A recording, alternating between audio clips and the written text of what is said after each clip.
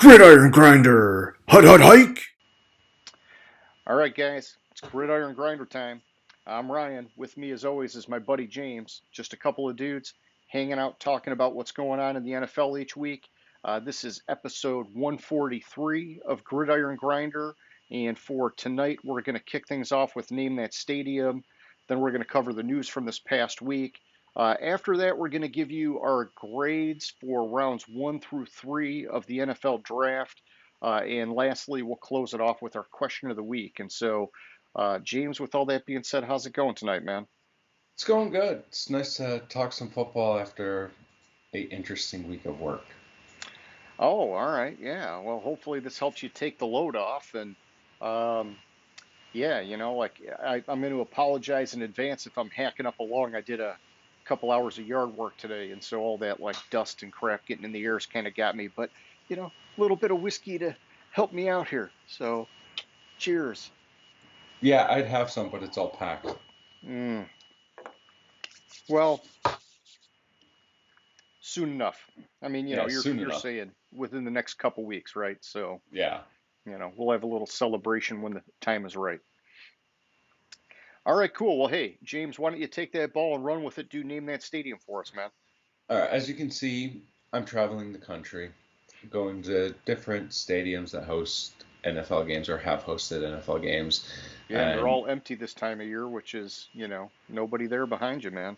yeah, try to kind of coincide with the time of the year on it. But you guess, or you're the first person to guess right.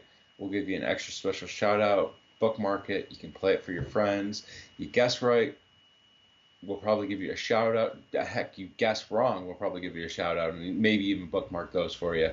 But so last week I was at Houston, and the reason I picked Houston last week was because I was really, really impressed with how aggressive they were in the draft.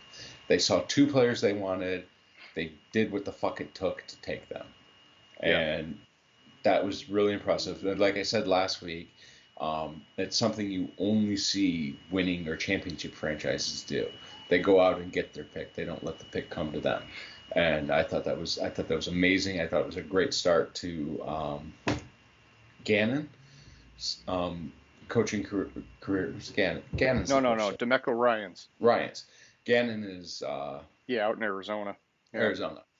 Yeah, Demeco Ryan's head coaching career there, especially everything I'm reading with what's his face, Wilson, how he could give Demeco Ryans a run for his money as the best leading tackler for in the Houston franchise history. Gotcha. Okay. So, I mean, like I'm more impressed with them going out and getting their guy. Um, and it wasn't Wilson, it was Anderson. My bad. I got the Oh, two at whatever. yeah, I I'll thought it get was huge that he got his guy, yeah. because when they drafted Stroud, I thought, oh man, I didn't want him to fall into that typical hmm rookie head coach mistake where you go offense thinking, hmm oh, I'm a defensive guy, I can make anybody work. But no, they doubled down and he got his guy as well, which is great. And so, but also, yeah, pretty wild that they were able to pull off two of the top three picks in the draft. I mean, that's like pretty freaking insane, man. And like we'll get into it a little bit more, but if you look at Houston's draft picks this year, they had what, one, two, three, four, five, six, seven, eight, nine total picks in this draft, and only a third of those picks, three exactly, were offensive players. The rest were all, well, I'm sorry, four of them were offensive players. I missed the interior offensive lineman. Oh, Yeah, yeah, five of them. I'd be So careful though it was because about split. It because was about three of split. their top four were hang on, yeah, I was looking at the wrong spot there for a second. Yeah, so three of their top four were offense, but Yeah, but about split. They had okay. like in sixth round they drafted offensive linemen, which I mean trenches are trenches. Okay. I'm not really considering offensive linemen as offensive players, and what I'm saying, like skill positions wise, they only went out and got three skill position players. and then the offensive line. We say I don't care where you're drafting, I don't care what your philosophy is you need offensive linemen. So Yeah, yeah. bodies on the offensive line are bodies on the offensive line, and I'm all for picking them up as you can. So I'm not counting those as I got you. offensive players. Yeah, stack those trenches, man. Especially because Yeah. they just drafted their quarterback of the future. It's pretty Exactly. important to protect that guy now. Exactly. So that's kind of my philosophy or my reasoning for going to Houston last week, and maybe a different reasoning for this week's slate. Okay, okay. Cool. All right. Well, hey, let's move on over and do our recap of the past week. And so, news-wise, James, I've got a whole slew of things that kind of caught my radar, but not really in any particular order. The first one I saw is the Buffalo Bills. They got the thumbs up from Erie County to start building their new Hmm. stadium. Looks like it's going to be like a 30-year lease, is what I thought I saw. It's going to have 60,000 plus seats, which, like when you compare it to like what Dallas did, that's kind of small, but 60 is nice, man. You don't want it to be too big, like you want to have it so that all the seats are good seats. Um, and it should be pretty sweet. It's going to be like 1.54 billion is what the estimate is. That's a lot of dough. Yeah. So then next up, I've got Dexter Lawrence, the big defensive tackle from the New York Giants. He signed a contract extension with those guys, 4 years, $90 million, 60 million guaranteed. Good for him. Um, Going the other way, offensive side of the ball, Taylor Lewan. He is formerly of the Tennessee Titans, suing Dr. James Andrews. He had ACL surgery done with him and is claiming that he has severe and permanent damage from the surgery, which is a tough one, man. It's like, we never want to see anybody be harmed or have any kind of issues or whatever else, but at the same time, I can't help but wonder if maybe we've gotten spoiled by the success of these ACL surgeries in recent years because it seems like it really wasn't even that long ago that if you had an ACL, like it was like 50-50 if it's going to be a career damaging kind of thing. And so um, I like that so many guys have been able to come back from it. And I definitely don't want to see Taylor Lewan hurt from it, obviously, but man, it's tough, dude. It's tough going after a doctor, but Yeah. So I was just as you were getting the news, I caught my eye and I was just glancing at it, and so he's saying in his lawsuit, um, he's suing Dr. James Andrews for negligence, allegedly not using a specific graft for his ACL surgery, injuring surrounding knee cartilage, not repairing the medial meniscus, failing to supervise residents and fellows, and failing to provide proper care after surgery. okay. Yeah, and so there's a lot there, you know. Yeah. And now how much of that well, I don't know. I don't want to get into like the legal part of it too much because obviously they're going to have to fight this out in court and actually prove whether or not he was negligent, whether or not those things were, inappropriate or not. And I don't know because I'm not a doctor. So, Yeah, and it's like the basically saying that the improper repair caused permanent injury to his right knee and surrounding structures, tendons, cartilage, and ligaments, okay. Yeah, and so and now cut his he's NFL yeah. career short. Yeah, and so yeah, now he's hard up, but I don't even know how to comment on it, man. It's just not a good situation. So, Yeah. okay, moving on. Moving on. Another offensive lineman, Donovan Smith, former left tackle of the Tampa Bay Buccaneers. James, he has signed a 1 year, $9 million contract with Kansas City. Makes me wonder if Jawan Taylor is going to be sticking to the right side at least for this season, because I think Donovan Smith has like played exclusively on the left side in Tampa Bay. So, um, and if that's the case, hey, that's fine. I just, I wonder because they paid Jawan Taylor some pretty big bucks, and so that's, a lot of money for a right tackle. But maybe it's sort of just part of like a transition plan of, hey, we put you here for this year, make sure you can adjust properly, and then we kick you over. I don't know. So,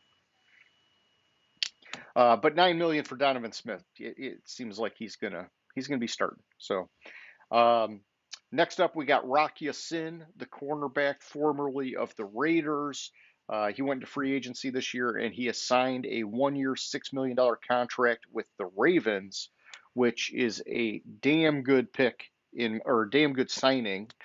I don't want to say pick like it was a draft pick. Damn good signing in my opinion, and I think it's a great fit too when you consider how physical of a cornerback he is. Fits in really well with like what Baltimore likes to do on defense, just being really tough and really aggressive. And so I think they got a really good value signing there. Hmm.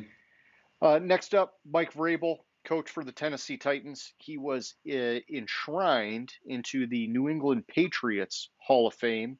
A little bit of a puff piece, but I wanted to mention it because I like Vrabel, and I don't know. I don't really have anything else to add to it. Just calling it out, I guess. Yeah. So with Donovan Smith, I kind of looked it up as you were talking, and he did exclusively play left tackle in Tampa. Okay. And hey, whatever way they do it in Kansas City, I'm sure they'll figure it out. They got plenty of time, and Taylor's accustomed to playing on the right side, and so maybe this is how they're going to do it for this year, and then they figure it out from there. So Hmm. okay, so next up, I got old man Randall Cobb signing a 1 year deal with the Jets. James, I don't know the specifics, like the financial side or anything, but this reunites him with Aaron Rodgers. It's a pretty deep wide receiver room, and so Hmm. when I look at it, to me, it's him coming in, maybe being more so of like a wide receiver coach and bridging that gap between these guys and Rodgers. But he's going to be buried on that depth chart. It's not like he's going to be there 2 or 3. He'll be lucky to be there 4. And that's okay. That's fine. So Yeah. So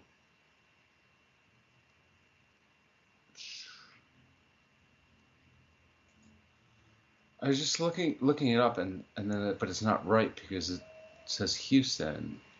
what's It's a that? 1 year contract. Oh, trying to find the deal. Yeah, it was okay. He signed a $4 million. No, that's with Houston. See, there's a few of them, James, that I got coming up with guys that sign contracts, and the articles I got didn't have the like the financial breakdown, and so that's okay. I mean, he's there, but it's like you got Garrett Wilson, um, you got Alan Lazard they brought in. You got Corey Davis, like right off the bat, he's going to be behind all 3 of those guys. And so Hmm. on his best day, he's going to be their wide receiver 4, and maybe not even that high. But it's good because he will bridge that gap, get these guys familiar with how Aaron Rodgers does things, and hopefully help kind of spur them to have uh, like immediate success, hit the ground running, however you want to put it. Yeah. So with Aaron Rodgers, I mean, hell, what a good friend Aaron Rodgers is. Just keeps pulling along Randall Cobb and pulling him along, keeping him in the league no matter what. Hey, get that money, man. Keep them getting Yeah. paid. It's Yeah, all right. and he introduced Sauce Gardner this week to Jessica Alba. I heard something about that. Yeah, like Sauce didn't know who she was or whatever. And I mean, Yeah, hey, I get it. He's young. She's maybe more our generation. So, like she's a mom now. yeah. And the funny talking about that, when he said it or something on Twitter, like he referred to Rogers as his chaperone. His chaperone. Well, he's one of the older guys in the league now. So, that's all right. Take your pokes at him. Yeah, so I thought that was funny. All I right. digress. It's all good. So other quarterback news, since we're talking about Rodgers, I got Brandon Allen. Quarterback has signed with the San Francisco 49ers. Another one of these ones. I don't have the details. I guarantee it's not big money. He's not like some premier signing or anything like that. But smart move on their part. They're waiting to see if and how well Brock Purdy comes back from his elbow surgery. Hmm. Everything looks good so far from what I'm hearing, but it is a long timeline and anything could take it off track. And then you just don't really know what you got going on with Trey Lance. and their other guy in the room is Sam Darnold. So I think it was smart kind of getting this fourth guy into the mix, give them some options between now and the start of the season. They can kind of figure out where it all falls. So. Hmm. And then James, man, I was trying to get the update on the fifth year options because we hit a few of them last week, and the only one I caught before we started was that Clyde Edwards-Helaire got his rejected, which I think was no real surprise. But I know there were a bunch more of them. We only talked about a couple last week because most got reported after we did, our round one draft recap. But like the obvious ones were out there, like Justin Jefferson and Joe Burrow and guys like that. So All right, so let me see if I can just quickly whip it run it together. down. Yeah, so blah blah blah. Where okay, I don't. All right, so here we go. Fifth year option eligible players. Joe Burrow is okay. Decide none of the quarterbacks. Oh, no. Joe Burrow's was exercised. Tua's was exercised. Herbert's was exercised. Jordan Love wasn't. Jordan Love's fifth year option wasn't exercised, but the Packers signed him Yeah, they to gave an him like a 1 year extension. extension. Yeah. Yeah, like 22.5 million with 13.5 guaranteed. All right. Edwards Hilaire was declined. Judy was exercised. I'm sorry, my page is Yeah, and I like was kind adding. of surprised about Judy, but that's all right. He just, he's not had the kind of start to the career that I think anybody was hoping. And then Denver did go and draft a wide receiver, fairly early in the draft, considering they didn't have a first round pick. Mhm. But that's okay. They're gonna see what they got in him, give him some time. CeeDee Lamb was exercised. Rager was declined. Jefferson exercised. Ayuk was exercised. All right, offensive lineman. Andrew Thomas exercised. Jedrick Wills exercised. Mekhi Becton's was declined. Yep. Tristan Wirfs exercised. Austin Jackson declined. Cesar Ruiz declined. Defensive ends. Chase Young was declined. Clavon Chasen was declined. Tackles, Derek Brown exercised. Javon Kinlaw declined. Linebackers, Isaiah Simmons declined. Kenneth Murray declined. Jordan Brooks declined. Patrick Queen declined. Yep. I knew about that one. Yeah. Corner, CJ Henderson declined. AJ Terrell exercised. Noah Igbinoghene Yes. declined. And that's the rundown. Okay, gotcha. Yeah, I was kind of surprised about Javon Kinlaw. I thought the 49ers liked him a little bit more than that, but Hmm. they've been pretty good at kind of stacking that defensive line. And so maybe, if anything, this is like, hey, we're going to light a little bit of a fire under you, make you earn it this year, and then we'll figure it out. But yeah, and then, you said Austin Jackson, man, I don't even know, is he still in the league? He was like, wasn't he the guy? Oh, I'm trying to like here. I gotta look him up real quick. He was the offensive lineman that was like traded super early in his career. And Yeah. No, I know what you're saying. I just, okay, so it's a I, oh yeah, so he's still on the Dolphins. Okay, all right, yeah, I just had a quick listing and I didn't, yeah, yeah.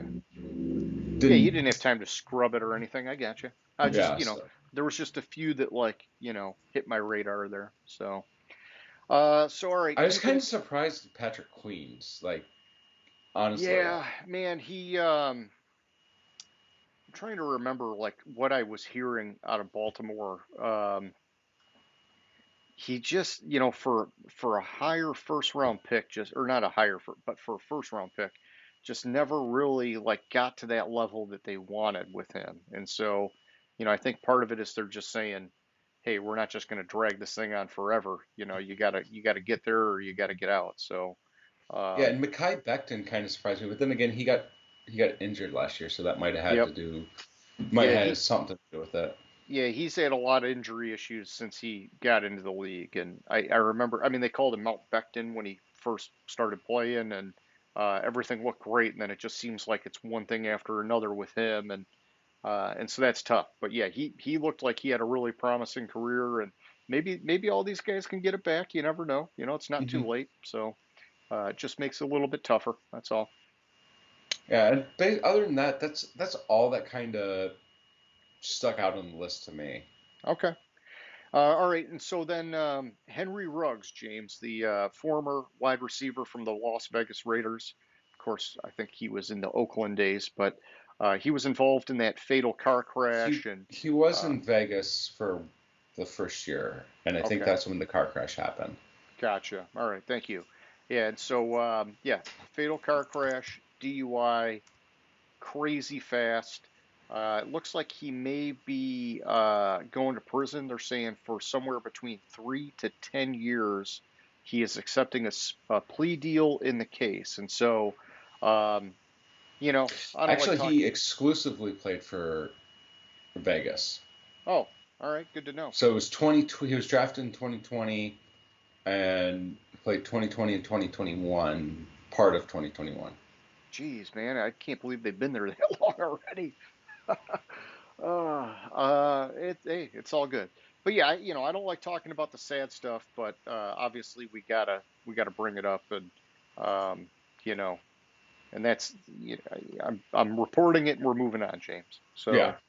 So next up, I got Shaq Barrett, also on the sad side of things. The Tampa Bay linebacker's 2-year-old daughter drowned in their family pool. Another horrible, sad story. I feel bad for him and his whole family. No one should ever have to go through that, and it's just Hmm. unfortunate. So, um, but back to more, you know, I would say more like fully NFL related news. Poona Ford, the former defensive lineman from the Seahawks, he signed a 1-year contract with Buffalo. This was like one of these other ones I was telling you about. I don't have the details on how much it was for, but I really like this signing for Buffalo. I think this was a guy that maybe got sandbagged a little bit in free agency because last year was not his greatest year, but he's put enough on the field to show he can be really solid on that defensive line. And so I think that'll be a good pick for Buffalo. Good signing for Buffalo. So, and then Jordan Love, you covered that. I wasn't sure why they extended him versus exercising the 5th year option. I didn't know if that was a financial thing or if it was just a way that they gave him some assurances of, hey, you're our guy, and this is how we're going to show that to you. But yeah, either way, yeah, he got the 1-year extension instead of the 5th year option. I think it was a financial thing because I want to say Now, like it was, financial to the benefit of Green Bay.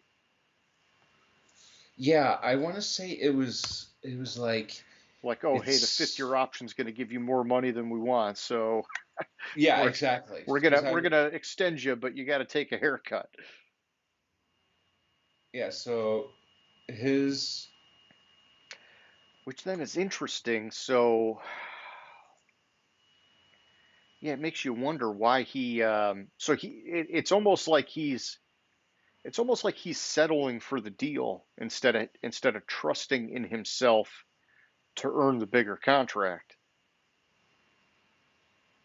okay, so it is actually it's slightly more beneficial to him, Okay, just well then very it's just about slightly. making him comfortable. Yeah, like it really. Oh no, it's yeah, it's like $2 million more for him. Okay, well then yeah, then they basically said, hey, we could do this, but we're gonna put a little bit of sugar on top for you and Hmm. sweeten the deal, and so that Yeah, that's fine. because the 5th year option for him would have been 20.272 million, and his contract's up to 22.5 million, but I think that's with incentives met. Okay, So it's and like that we're going yeah, to give you a little bit extra money if you meet the incentives, but otherwise we're not. I got you. Well, I'm good with that, man. If it was the other way, I would have been like, okay, Jordan Love's like not even betting on himself to sign that contract, which is not a good sign. But no, it went the right way, so that's good.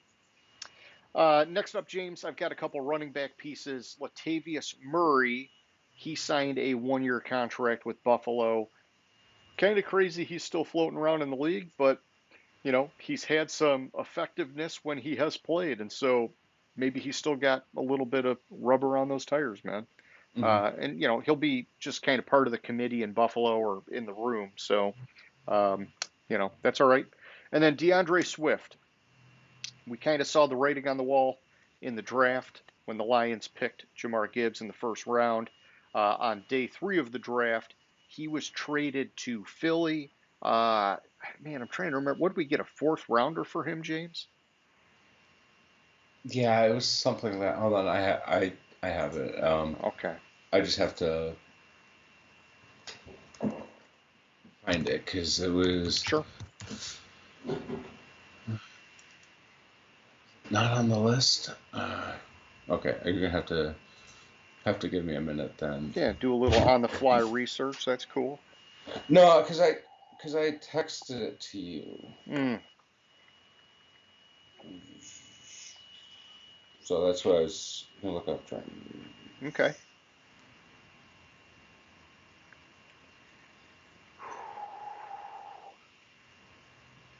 All right. While you're doing that, I'm just going to get my notes square here for our next segment.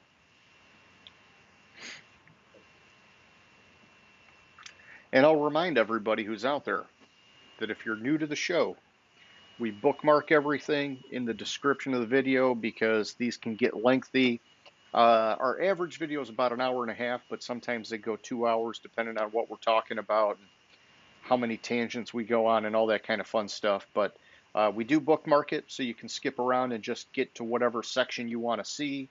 And if you haven't already, please hit that subscribe button. It helps us out. We're not lighting the world on fire here, but we're 20 plus now, and we got a half a dozen or so videos got over 200 views, which is big for us, especially where you consider where we were at a year ago. And hey, this is all for fun, but it's good having the support. So thank Yeah, you. so basically we swapped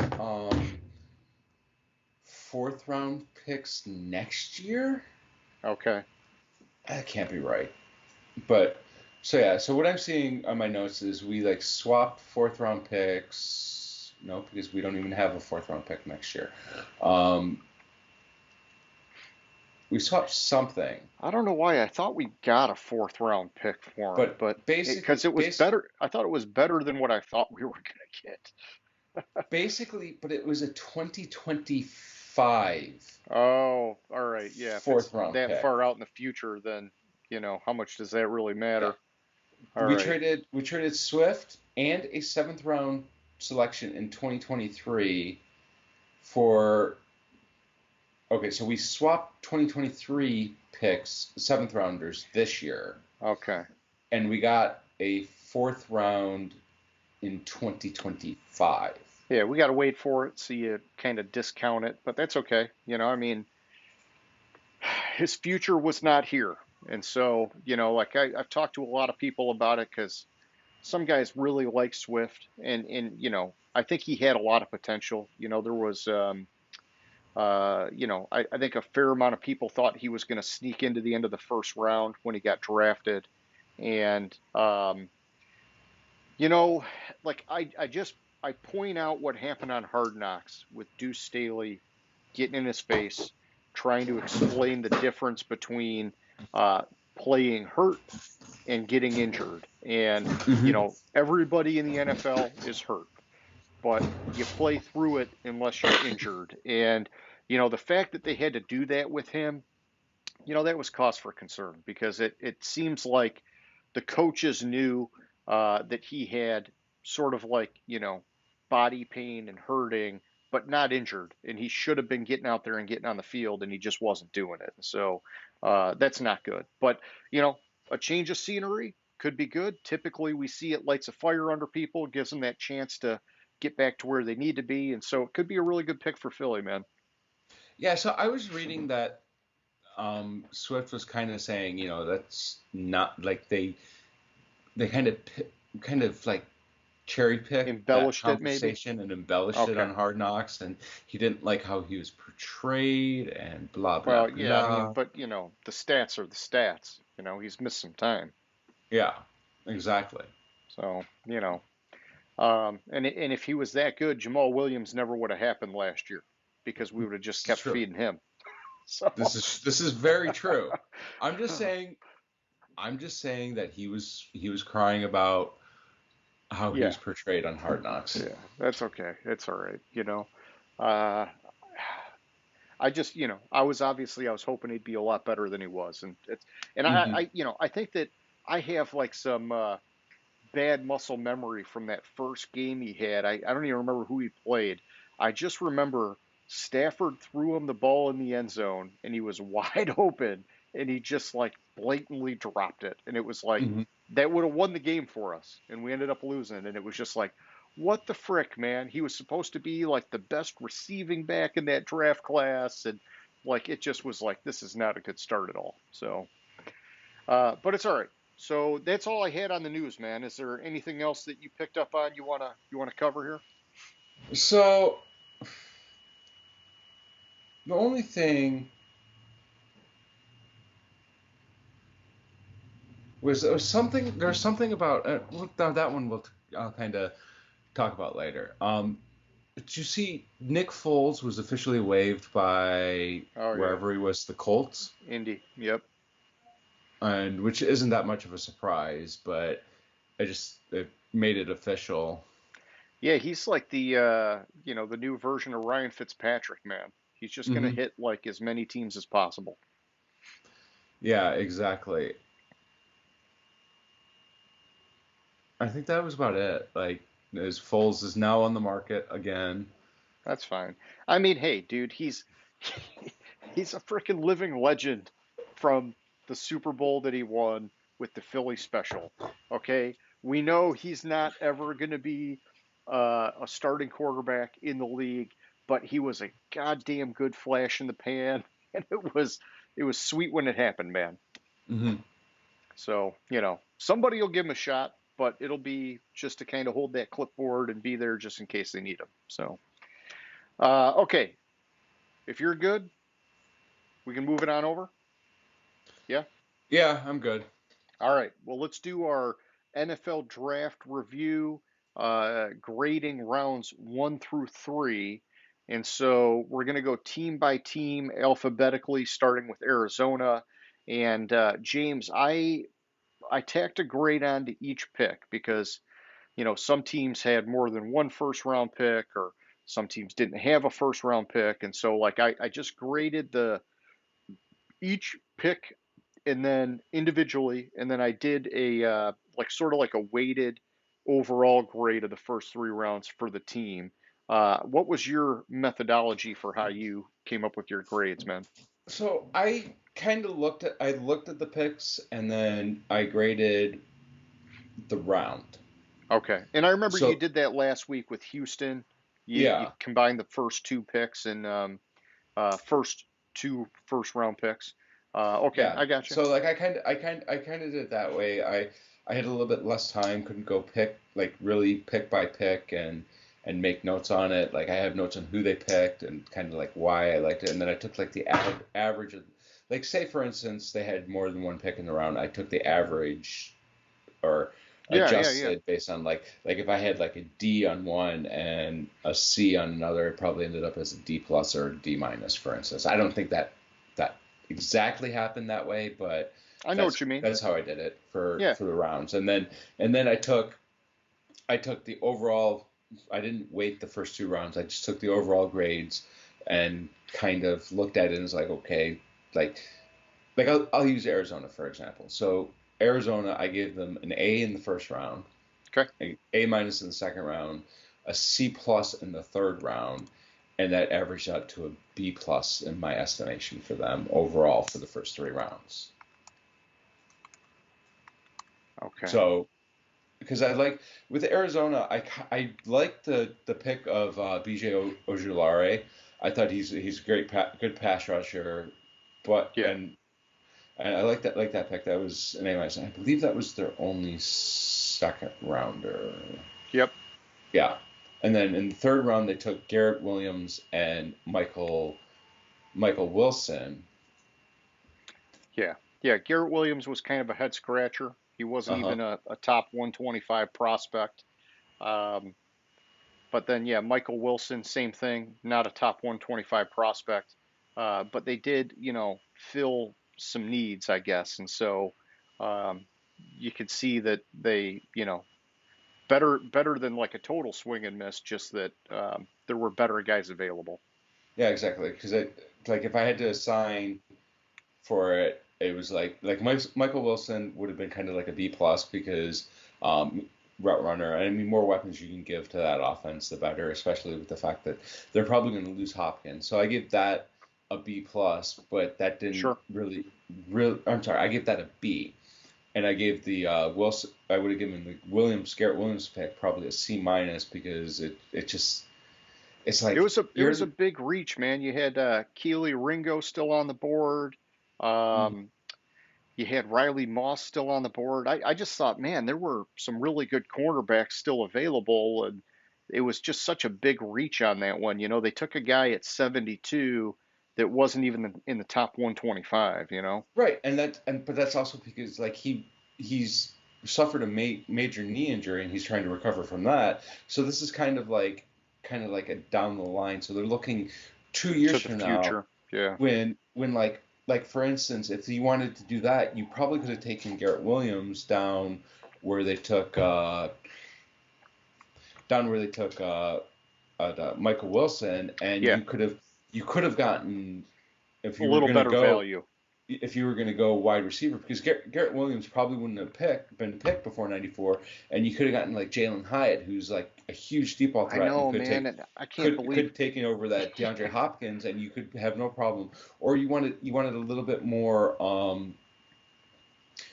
of a true receiver, not just a burner. You could have gone with Cedric Tillman. Like those were options you had, and you went with Garrett Williams, especially like you said, there were better corners Yeah. um, that they could have picked. Probably, I'm just glancing, and maybe not better corners. Yeah. Oh, no, no. I had Keely Ringo and Riley Moss, man, and they had. I mean, let's just see if I can pull it up real quick. Yeah. So, Okay. Yeah. Yeah. Yeah. I got that. I okay, I was looking.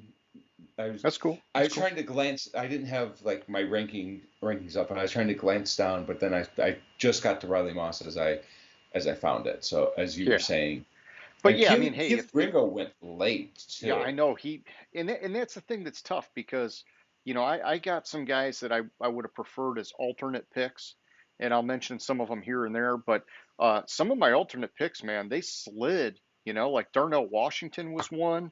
I wasn't expecting him to slide the way he did. Ringo was one. Jalen Hyatt was even one. I was not expecting that slide. Um, and some of these guys slid further than others, but I still, I tried to use, our board that we had available. We were originally looking at the ESPN best available list, and then I sort of like married that to the Scouts Inc. top 125 just to kind of fill in the board. And, um, we're not pros. And so, these guys fall for certain reasons, and then other guys get taken earlier for certain reasons. But, it does help us kind of navigate. And so, maybe like you're saying, they think Garrett Williams is, a higher ceiling. They just need to be patient with him. And Mhm. that's fine if that's the case. So, but I'll give you mine. We already did the first round with Paris Johnson. I did a B minus on him. Um, and this one, basically, we talked about it last week, where if I was going to rewrite that, I might bump it up because they did get some value in trading out of the number three spot. And I didn't really account for that in the B minus. For BJ Aguilari, I gave him a B plus. I liked the pick, and I felt like it covered a need, but I really liked the defensive end out of Northwestern, and I know I'm going to botch his name, but Adatomiwa Adebawore. I thought that guy had a great scouting report, but he ended up being one of these guys that slid down the board big time too. And so Aguilari, I can't really argue it. But then, yeah, the next two, Garrett Williams and Michael Wilson, I gave both those picks a D plus just because I didn't like how much they reached for them. Um, I just thought there were better guys available, especially at cornerback. But I weighed my decision more on the first two picks, and so as a team, I gave them a B minus. And so you were at a B plus, I was at a B minus. We were fairly close overall on these guys, I'd say. Yeah, fairly close. All right, well, why don't you give me Atlanta, man? Okay, so Atlanta, they drafted Bijan Robinson in the first round, Matthew Bergeron in the second round, and the offensive lineman, and Zach Harrison, defensive lineman, in the third round. So when I looked at it, this second round, I had given them a C for drafting Bijan Robinson. The only reason because I didn't think they needed him. They had like the Yeah. third best rushing offense last year. They don't need Bijan Robinson. It's kind of a wasted pick. Then you go to Matthew Bergeron. And Matthew Bergeron's an offensive tackle, but their Which I think they're going to design put him at guard, right? is to put him at guard. Yeah. And I'm going to name one player, I don't know, that played guard that I don't know you could have drafted. Osiris Torrance was still available there. I And you know. draft a tackle to play guard. And I gave Torrance that slid down the board too. And he had a freaking amazing scouting report. so I gave that pick a D plus. Okay. And then with Zach Harrison, I thought that was a fine pick. I gave it a B. They couldn't have done they probably could have done a little bit better, maybe not. He'll fit into their defense fine. Yeah. And Yeah. he was recruited, he didn't really fill out the stat sheet, but he'll fit in fine. So I gave that a B. Overall, I averaged it out, Atlanta giving them a C. Okay. I got you. it. Yeah, I mean, we're about the same distance as the other one. So my team grade for them was a B minus. And how I got there, James, is that I gave them a C plus for the Bijan pick.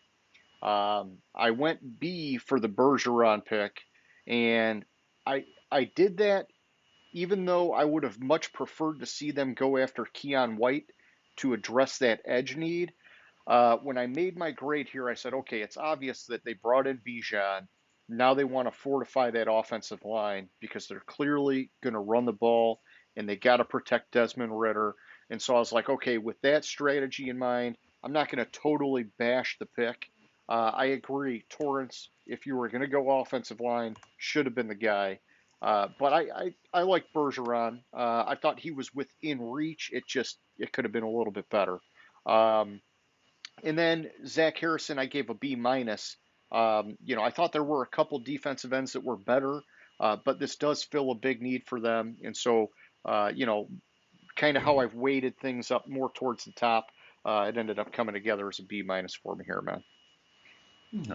And we have next was the Baltimore Ravens, who didn't have a second round pick, but they drafted Zay Flowers in the first round and Trenton Simpson in the second round. So I had given them an A for Zay Flowers. I thought that was a good pick, giving Lamar weapons. No real grade. I didn't have time to look at the trade to see why they didn't have a second round pick or whatever. Which let me glance at. I'm going to glance at that real quick and see. Yeah, please do, because I discounted my team grade for them only having two picks instead of three or more. So, okay, that was Roquan Smith trade. Gotcha. I mean, and that's worked very well in their favor, and so I'm actually I'm going to change my team grade on the fly here while we're talking. Yeah, I was just doing that too. Yeah. So anyways, and then with I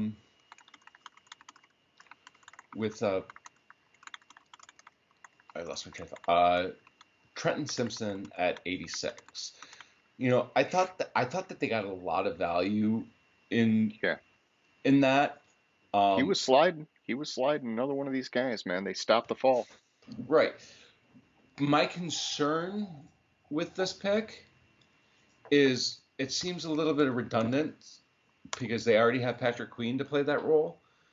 So for the value, I didn't kill him as much, but because of the fact that it didn't seem to make sense to me why they picked him, even though it was a high Okay, value pick, I gave them a B minus. gotcha. And I initially before realizing the Roquan Smith was why they didn't have a second round pick, um, I had them at a B plus, but I bumped it up to an A minus because of Roquan Smith Okay. um, trade. Yeah, making that adjustment. And I'm glad you looked that up because I gave him an A for both the picks. Zay Flowers, I thought was a solid pick. Same with Trenton Simpson. And, and so I gave him an A overall here because I like that second rounder was part of the deal for Roquan Smith. That's obviously working Hmm. very well in their favor. And, I think with Trenton Simpson, it's, you look, historically, Baltimore has rotated a lot of linebackers on that defense. And so, I think for them, it's like the more the merrier. And, Patrick Queen could be out after this next year. And so, I was good with it. I liked it. Yeah. All right, next up, we got Buffalo, man. Next up, we have Yeah, Buffalo, who drafted Dalton Kincaid in the first round, Osiris Torrance in the second round, and Dorian Williams in the third round. So first of all, I had given, and a lot of it had to do with sniping Dallas. I had given the Dalton Kincaid pick an A minus.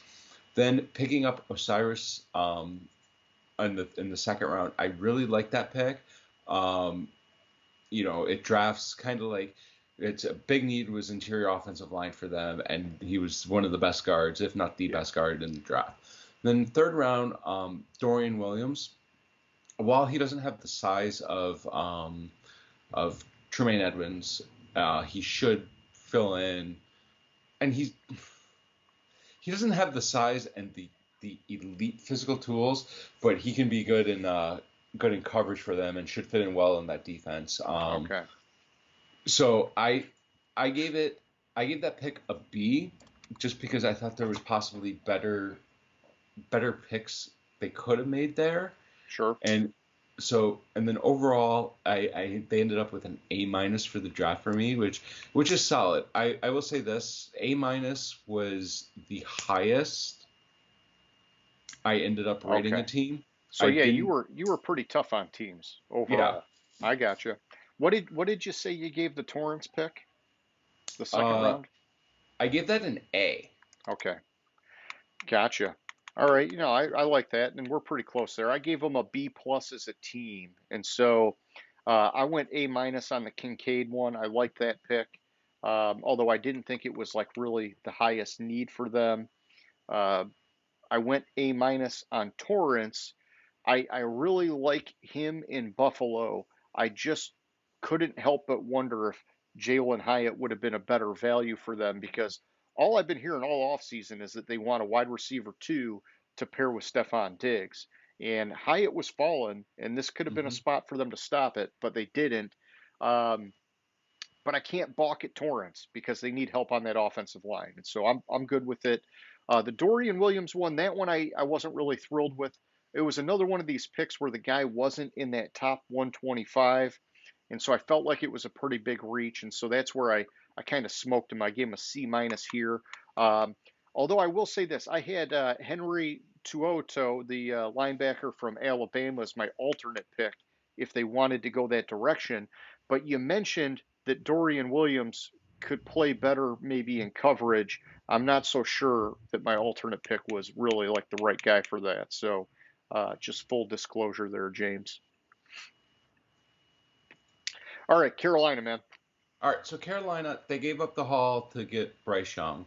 They came back in round two and drafted Jonathan Mingo, and then with round three they drafted DJ Johnson, edge guy.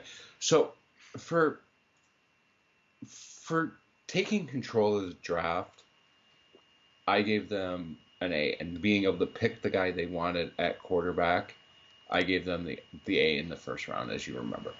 I gave them a B in the second round. While it's not discounting Mingo, I honestly thought that there were better receivers on the board. Namely, I thought Yeah. Hyatt should. I thought this is where Hyatt should have gone. Yeah. And because I think Mingo has a similar skill set to Laviska Shenault, and it's kind of redundant to have the same skill set there. And I thought Jalen Hyatt could stretch the field Yeah. immensely for them. And then with the pick for DJ Johnson, I hated this pick. I Yeah. I I don't know what what the fuck they were thinking. Another reach, man. Another guy Like outside the top 125. exactly a reach. He's an athlete, but he's still learning how to play linebacker. As a third rounder, I gave this a D plus. Okay. So overall, I gave Carolina a C plus because like I liked the first two picks. I thought they made a mistake with the second round pick, but I was okay with it. But that third round pick, like it's just so bad that Sure. it dragged them down a lot. I gotcha. Yeah, and so for me, I ended up last week going the A minus on Bryce Young, which I kind of, we talked about maybe I would discount that a little bit more considering everything they gave away to get him. But, I left it as an A minus for now. Jonathan Mingo, I did a B plus. I thought, hey, not bad, because he was the number 2 wide receiver left on the board.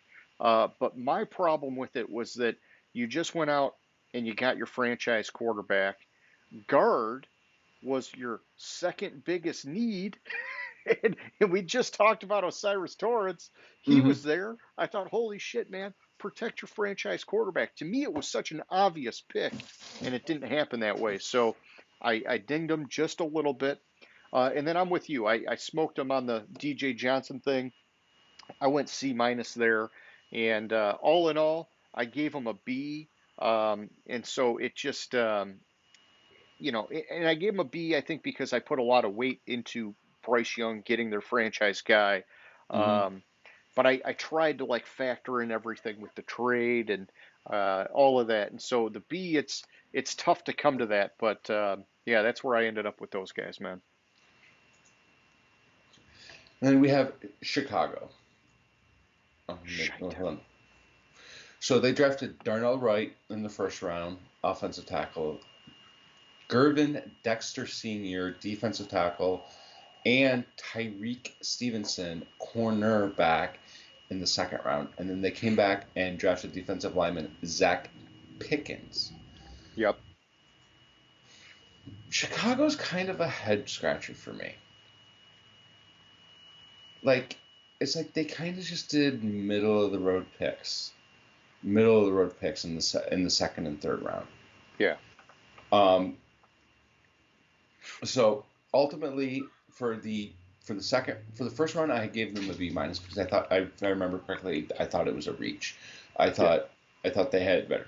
Then I gave them a B for the second round because overall, like these were needs that they were addressing, but I thought it was a little bit of a reach. Yep. And then the third round, I did not like the what's his face pick, Zach Pickens, defensive lineman. Okay. What I did you think of just Stevenson? I thought Stevenson was just a tiny bit of a reach. Okay. Um, So your B was for Dexter and Stevenson. Sorry, yeah, I'm just Dexter and Stevenson. yeah, yeah. Uh, I'm you just know, trying to keep he up here. All like right. he's a good fit in cover two, Yeah. but I thought it was a little bit early there. And then I gave Pickens. I thought this was way higher than he should have gone. I Yeah. thought Pickens has a lot of work to get there. He hasn't put everything together, Yeah. and so he's more of a project. So I gave them a C for that pick, Okay. and then overall I gave them a C plus. Gotcha. I think I just repeated myself because you threw me back to um, Oh, uh, no, it's all good. Yeah. Stevenson. I didn't mean to throw you for a loop. Yeah, and so, one of the things I noticed, James, is that teams reached a lot for defensive tackles in this Hmm. draft. And I think it was sort of like a shallow class for defensive tackles. And then with teams reaching for guys, it thinned out fast. And so some of the reaches got worse as the draft went on. Hmm. Um, and so like, with the Bears, okay, Darnell Wright, I gave that a B plus. I would have preferred Skoronski, but that's okay. Gervin Dexter, I went B minus because it fills a need, but I thought they could have gotten a lot better value from it. Hmm. And so, like, when you look at it, Dexter was only rated as a 76 by Scouts Inc. And you had DJ Turner, if you wanted to go cornerback, rated at 86. I mean, 10 points is just too big of a swing. I know there's positional value and things like that you got to consider. Just to me, I don't know, man. I would have waited, or I would have, you know, waited on the defensive tackle. Tyreek Stevenson, though, I like that pick. I gave it an A minus. He was in the range, and he was like their highest need at the time as well, which is kind of like a win-win in my book. And so I did like that pick for them. And then Pickens, same kind of thing. I thought, okay, you stretched for this guy, and then also you doubled down at defensive tackle when you could have addressed your edge or your tight end and gotten more value. And so, like, grading the picks individually were probably a little bit lower than the cumulative that I put together. I gave them an A minus because I still thought they got, great assets out of moving out of that number one pick. And so it's like, adding DJ Moore into the mix and trying to get the whole package here. I gave them a boost to their overall team grade. And so that was my logic for that, man. Makes sense. All right, what do you think about the Bengals, dude? All right, so the Cincinnati Bengals, who drafted, I'm sorry, I was moved on to Cleveland.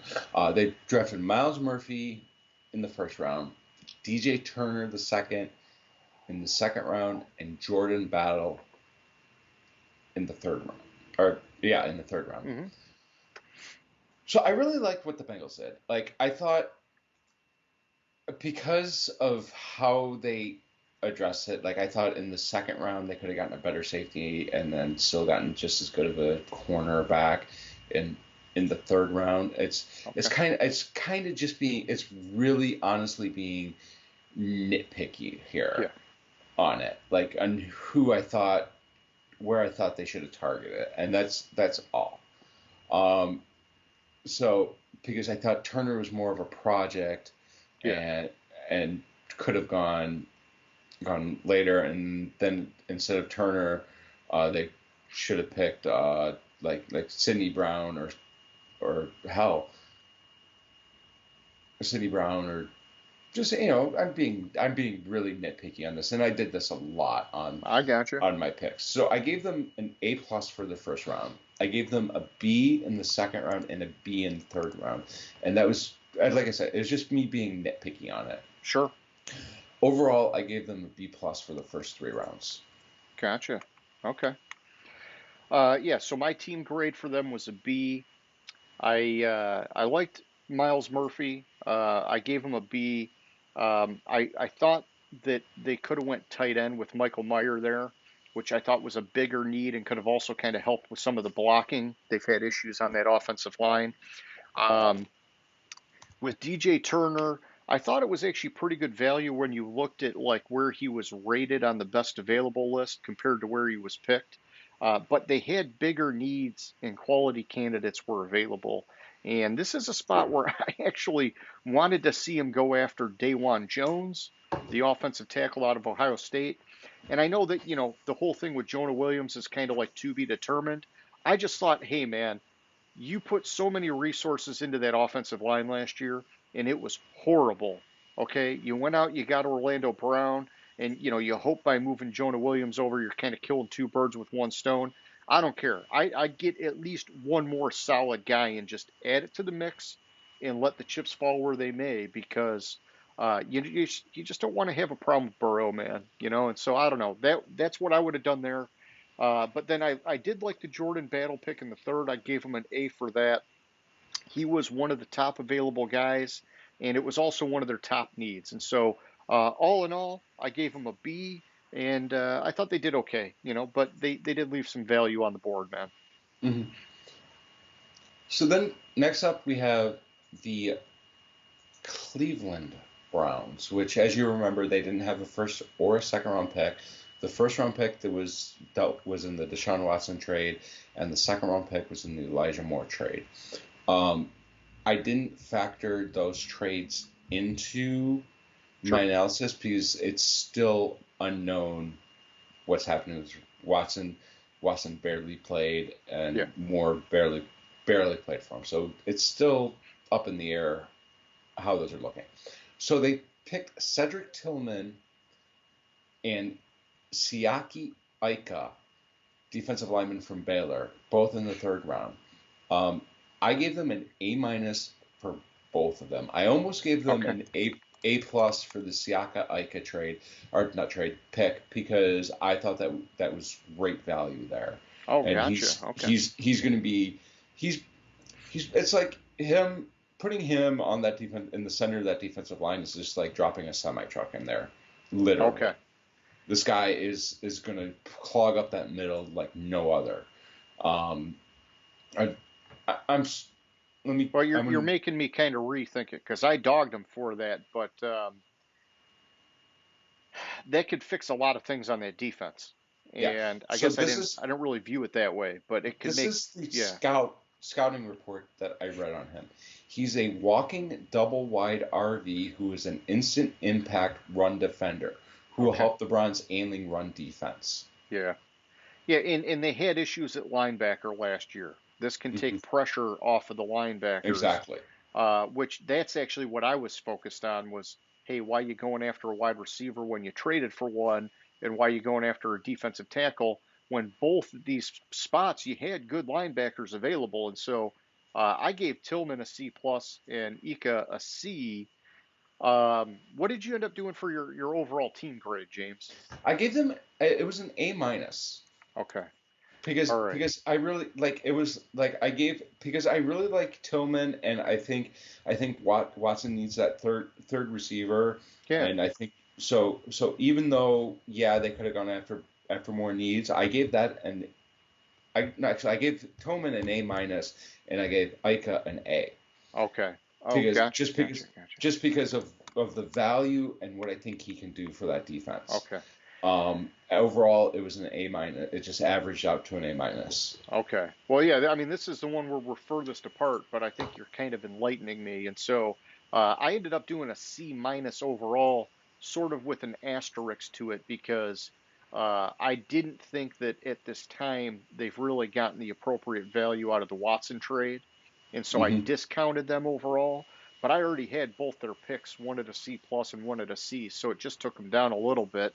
Um, but yeah, that defensive tackle pick is making me think a little bit differently about that. I like that you mentioned that. But all right, either way, on to Dallas, man. How'd you look at those guys? All right, so Dallas picked Mozzie Smith, defensive lineman, first round. Luke Schoonmaker, tight end, second round. DeMarvion Overshawn, linebacker, in the third round. Surprisingly, this isn't my lowest grade of a team.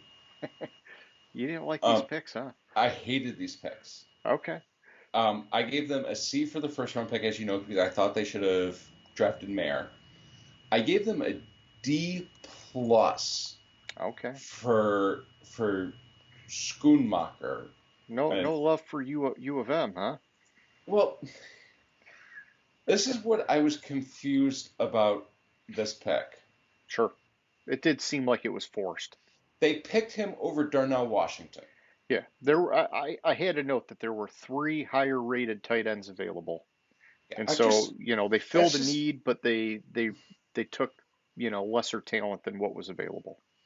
that's all you have to know. And then I don't like DeMarvion Overshawn either. Okay. Um, he's So described as he's how'd you grade described that as one? a run and chase player at best. Oh, all right. Um, I gave that a C plus. Gotcha. Overall, I gave them a C, and it's kind of lucky that they're at a C. All right, you were hard on them. I was nicer. I gave the Mozzie Smith a B plus. I thought there was a better defensive lineman available, but I still thought it was a good pick. Shoemaker, I I thought it was good for them to get a tight end, but yeah, like we talked about, three more guys available on the board that were better. I gave him a B minus because I thought it was a good a good fit, and I do like him as a player, but they did give up value by not getting the best tight end available. And then Overshawn, I actually liked that one a lot. I gave it an A minus, and part of why I liked it is that I heard the team really spent a lot of time with that guy, and he got like the Quinn nod of like Quinn really liked him, and I thought, okay, well, if your defensive coordinator is really digging the guy, I put a lot of weight into that. And so I gave it an A minus for that. And when I sort of like rounded these all together, I came up with a B plus. And so we're a little bit off on this one, but that's okay, man. Different ways of looking at it. All right, Denver. All right, so Denver, as you know, technically they didn't have a first or second round pick because of the Deshaun Watson, or no, sorry, Russell Wilson and Sean Payton trades. But they traded into the second round to draft Marvin Mims Jr. And then in the third round, they took Drew Sanders. Yep. And I wanted to look up, it was, so they traded second and sixth round. Wait, Detroit traded a second and sixth round selection to Denver in exchange for Denver's third and fifth round selections. It's not that bad. Detroit moved back 5 spots and up like 40 spots. Um, anyways, I like Mims. I don't think my only problem with Mims is I don't think he's an every down wide receiver. Yeah, and where does he fit in, man? You still got Cortland Exactly. Sutton, you got Jerry Judy, you got all these guys, man. So what I'm reading about Mims is that he's going to replace KJ Hamler. Okay. Um, I kind of think he's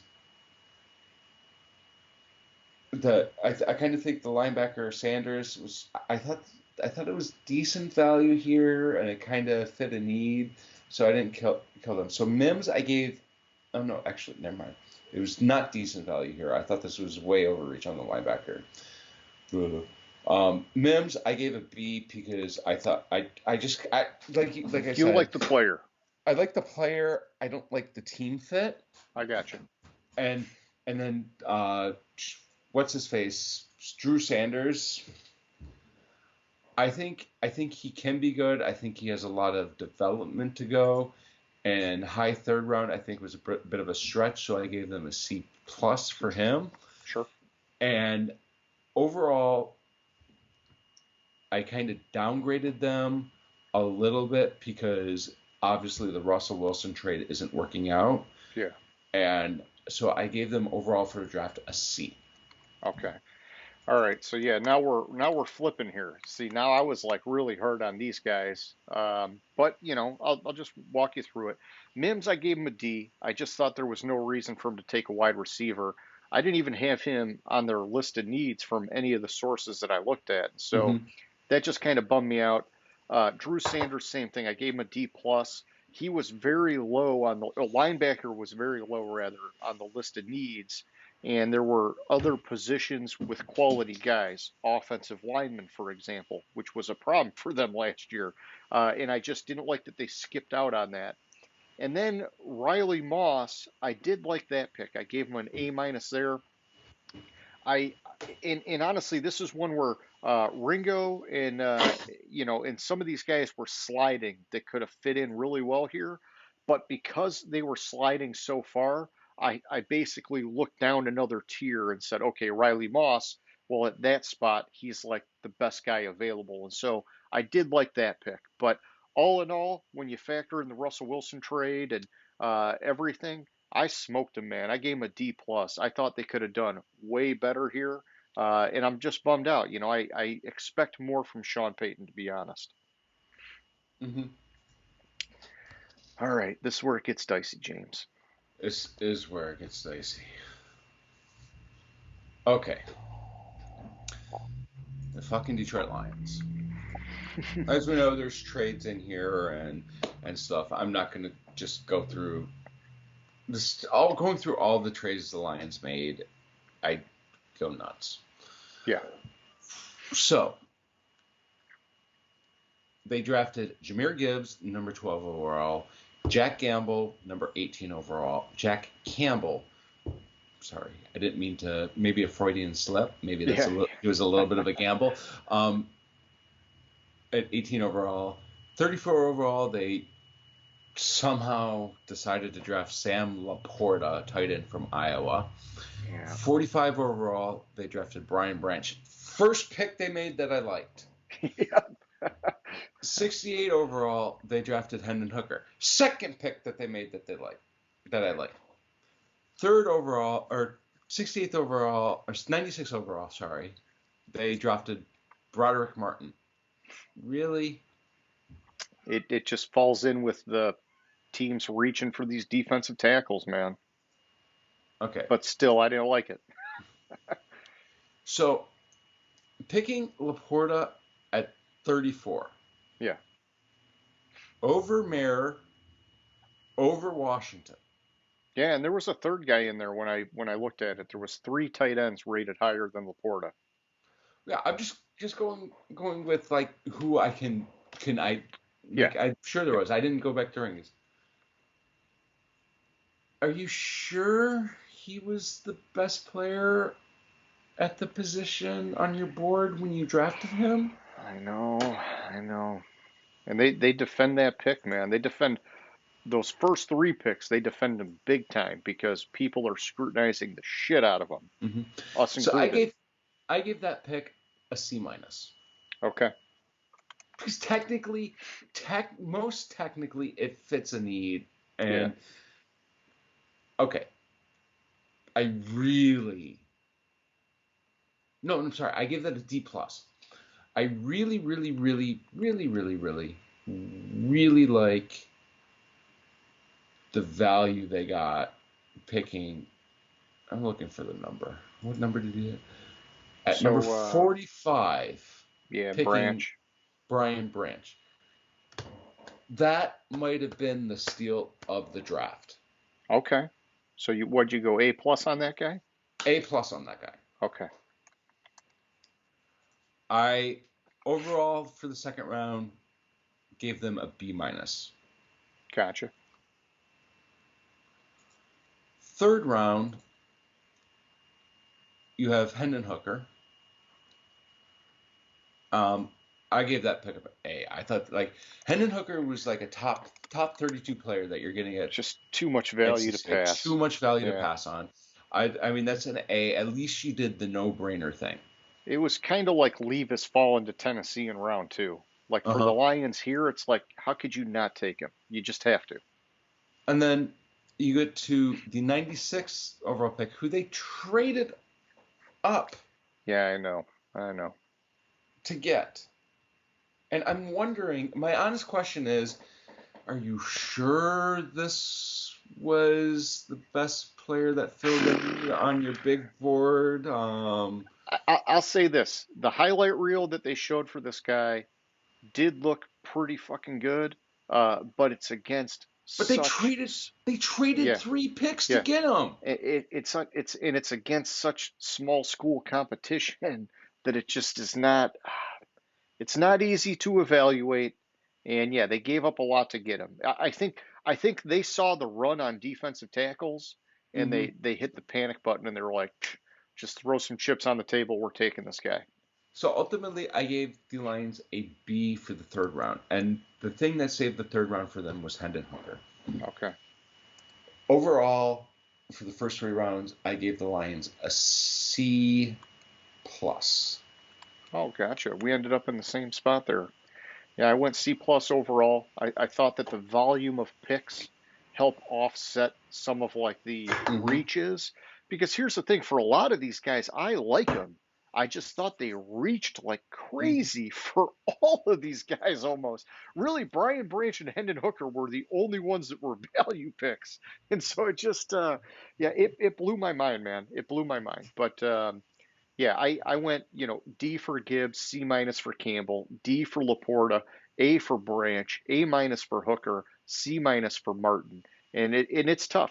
Like, Hooker probably would have been an A, except that I had quarterback all the way at the bottom of my team needs. And so that's the only reason I didn't give it an A. But I still Mm-hmm. like it a lot, especially at this point of the draft. But I'm with you. Brian Branch, that looks like a really great pick for our defense. I'm very happy about that. And I texted you this. I just want to address the rumor that's going around about the Lions. Sure. They the rumor is they were going to pick Witherspoon at 6 Yeah. and then trade up from 18 to get ahead of the Patriots and Jets to pick Gibbs. Thank God they didn't fucking trade up to get Gibbs. I would have gone nuts. When Witherspoon went at 5, they were going to pick Gibbs at 6. Yeah. Thank God Arizona saved their ass and said, "Hey, you want to trade?" Yeah. Yeah. Thank Let's make God a they move. did, Let's make a move. because they were going to pick him at 6. Yeah. No, I agree, man. And I think honestly, um, I think all of these guys should be like contributors to the team sooner than later, which I like. It's just the positional value, and it's tough because yeah, it felt like they could have gotten a lot more out of it, but they did get, 6 guys that should all have a home somewhere, I think. Mm-hmm. All right, man. Green Bay Packers. What'd you think of those guys? I know you smoked their first pick. Okay, so first round, Luca Van Ness. Second round, they picked Luke Musgrave, Jaden Reed. Third round, they picked Tucker Kraft. So as for the reasons we discussed last week, I gave them an F for Van Ness. Um, then let's go to the second round. Sure. Musgrave and Reed. I ended up giving them a C plus for the second round, and the reason I did C plus was because of the fact that technically, in most technical sense of the term, they hit needs. Okay. What number did they pick? 50. Okay. So Reed, I gave them a B. I like Jaden Reed.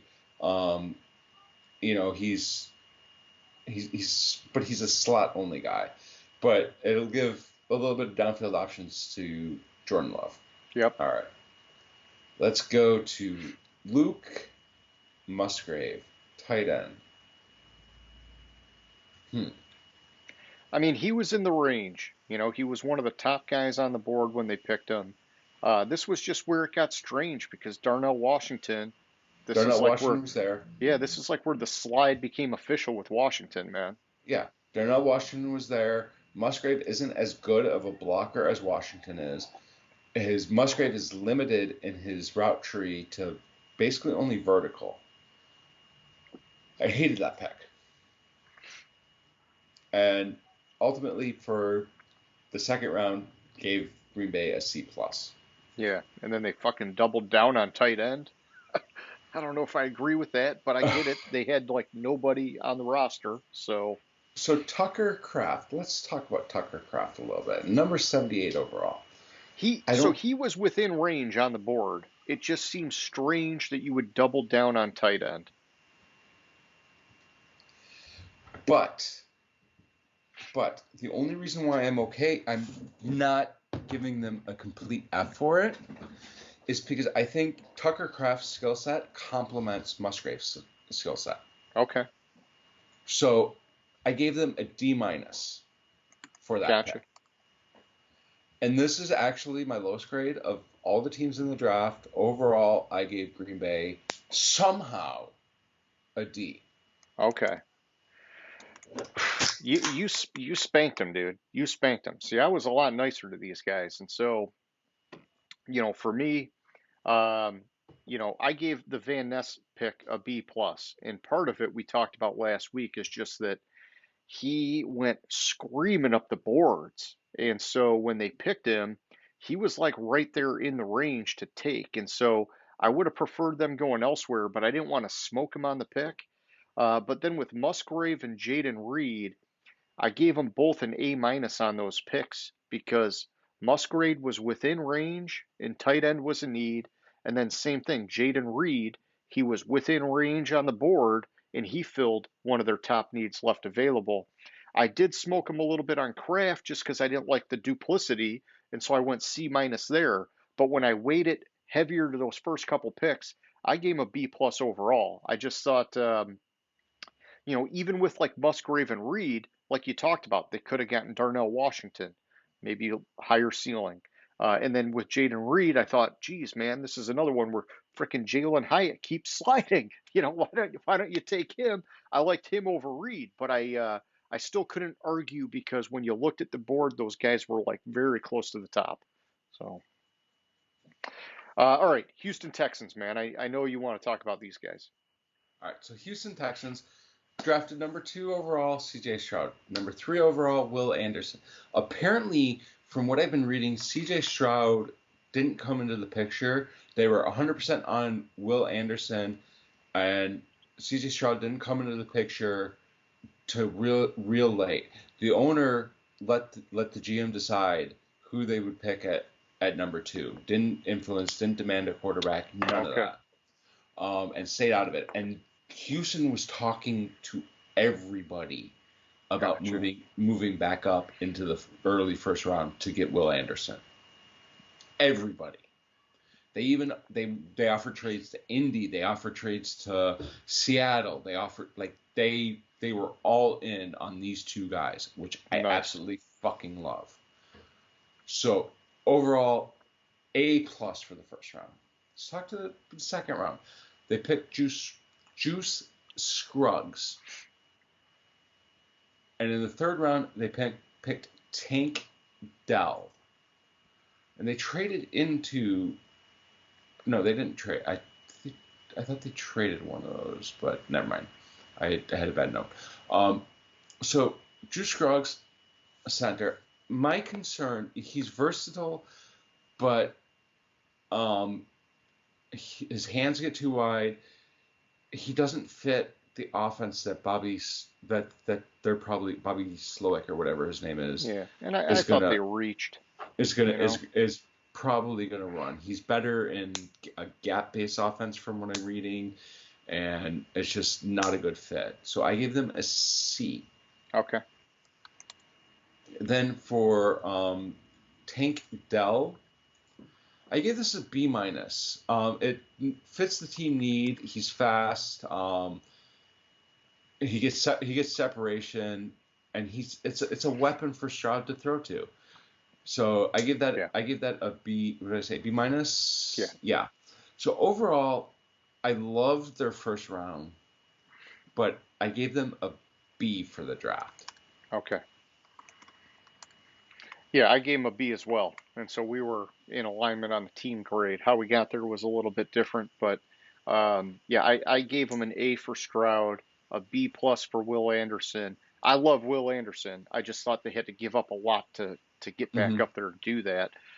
Scruggs, I gave a D because I thought that they reached a lot more than they had to for a lineman there. And then Tank Dell, I gave a C plus. This was another one, man. It was just driving me crazy. Jalen Hyatt was still on the freaking board, and so, and then even then, there were 3 wide receivers that were significantly higher rated than Tank Dell, and so I thought it was good for the team to fill that need. They just could have gotten more out of it, and so all in all, I gave him a B. I still thought it was a good draft for these guys. Super excited that they got those cornerstones on both sides of the ball. But yeah, I just thought they could have squeezed a little bit more out of it. I can give you that. All right, Indianapolis, man. All right, so Indianapolis drafted Anthony Richardson first round, Julius Brents in the second round, Joshua Downs in the third round. Indianapolis is one of, let's see, one, two, three. There were three teams that I gave grades A minus to A plus, Okay. and didn't give any of the rounds anything below an A. So first round with Richardson, I really like Richardson fit in for that offense, and with Steichen. And so I'd given that an A minus just because there was a little bit of concern, but I think he'll be fine. So Julius Brents, while he might not have been the best corner on the board at that time, it's such a Colts pick. Yeah. He's from Indy. He's a physical corner, and he's a very capable tackler, which is the type of corner that Gus Bradley looks for. Yeah, and I think the only higher rated cornerback at this point was DJ Turner, who was 2 points higher. Brian Branch. Okay, see, I got Branch listed as safety, but that's right. I guess technically he's like a slot cornerback. Okay. Yeah. So, well, actually, no, you're right. So my fucking list says Brian Branch cornerback, and then underneath it says smart and disciplined player, blah blah blah. He and C.J. Gardner-Johnson will make for a safety duo that's extreme. So why the? No, it's he can play a little bit of a hybrid. He can play in that slot, or he can be like the nickel safety guy, and so it's like, I've seen him listed at cornerback on some boards and then safety on other boards. I put him at safety on my board, but yeah, it's all good, man. So, but because of the fit, there, I gave that pick an A minus. Okay. And then with Josh Downs, I gave that an A. Okay. I think he's a little bit he fits it because has a different body, different style of playing than Pierce and Pittman, who are their other two receivers. So how he fits in that offense he'll kind of be the opposite of the two receivers they have, which will give other teams a little bit of fits with, and it'll help Richardson. So I gave that one an A. Okay. Overall, I gave them an A minus. I'm right there with you. The only thing I did different was an A minus for Downs, and but I liked all these picks, and all these guys, they in order hit their biggest needs, and so I liked it. I think Richardson, it's a little risky of a pick because of how raw he is, but you see the potential and you see how high the ceiling could be. I like that they weren't afraid to roll the dice, and so yeah, I like their draft overall, man. A minus with you. Mm-hmm. All right, Jacksonville Jaguars. Anton Harrison, tackle, first round. Brenton Strange, tight end, second round. Tank Bigsby, running back, third round. A, first round.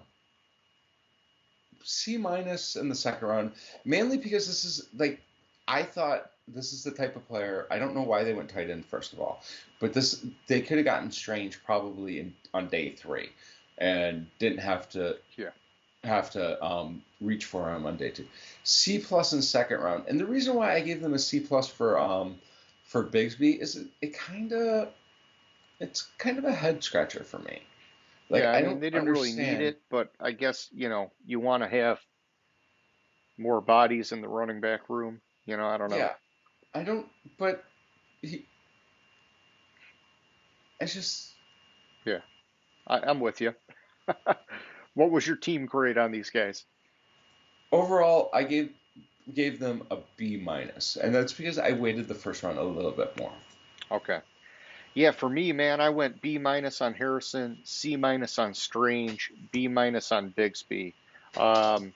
Bigsby was within the range of the board when they picked him. I just didn't see it as a need, and so I didn't want to totally crush it. But then, for all of these picks, I thought there was a very suitable cornerback available, and that was their top need that I had on my list. They could have gotten Joey Porter in the first round. They could have got Keely Ringo in the second round. They could have gotten Clark Phillips the third in the third round. And they passed on all these guys, and I don't really know what their plan is at cornerback. And so I just, I thought they kind of swung and missed on that. And so overall, I gave them a C plus grade. Mm-hmm. All right, Kansas City, man. I love Kansas City's draft. I absolutely love it. Actually, I looked and I missed this one. This is my highest rated team in the first 3 rounds. I thought I had an A minus for them, but I gave them overall A. Okay. They drafted Felix Nduke Uzoma first round, Rashee Rice second round, and Wanya Morris third round. All right. Spend your time talking to me about Rashee Rice because there were 9 higher rated wide receivers on the board when they took him. Okay, and I completely 100% understand that. This is a player offense fit. Yeah, I just need you to, you help me out with that Cleveland defensive tackle. I'm sure there's something here that I'm missing on this guy. So Rashee Rice he does the dirty work over the middle. Okay. He gets yards after the catch, and he wins the catch point wins the catch and get at the point of catch. Thank you. He's not shifty or a burner, but like I said, he does everything over the middle. The Chiefs' offense is no longer the deep ball offense that it was. It's efficient. It's going for more guys who can get yards after the catch. They do a lot of do like the efficient throws, protecting Mahomes. He gets the ball out quickly, and then you break a 5-yard route for a touchdown. And that's the type of player Rashee Rice is. Okay. And I think he's the perfect fit for what Kansas City does on offense now. All right. So you went A's across the board for these guys? I went A plus for Rashee Rice. Okay. A minus for Wanya Morris. And the only reason I'm trying to remember, I want to glance at my notes on Wanya Morris real quick, because there's a reason why I went A minus on it. I gave him an A for that one. He was one of the top-rated offensive linemen left, and it was their top need at this point in the draft, and so I liked it. I gave them an A minus because I thought I thought he's exclusively a right tackle, and I thought they needed a left tackle. Gotcha. Okay.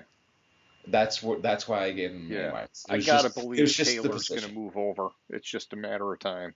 Yeah. So overall, that just easily averaged out to an A.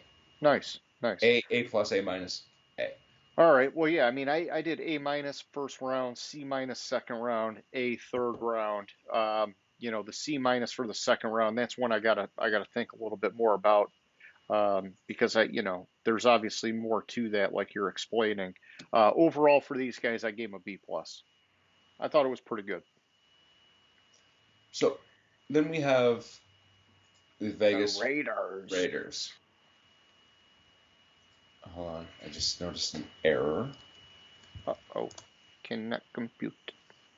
All right, so the Raiders drafted Tyree Wilson first round, Michael Mayer second round, Byron Young third round.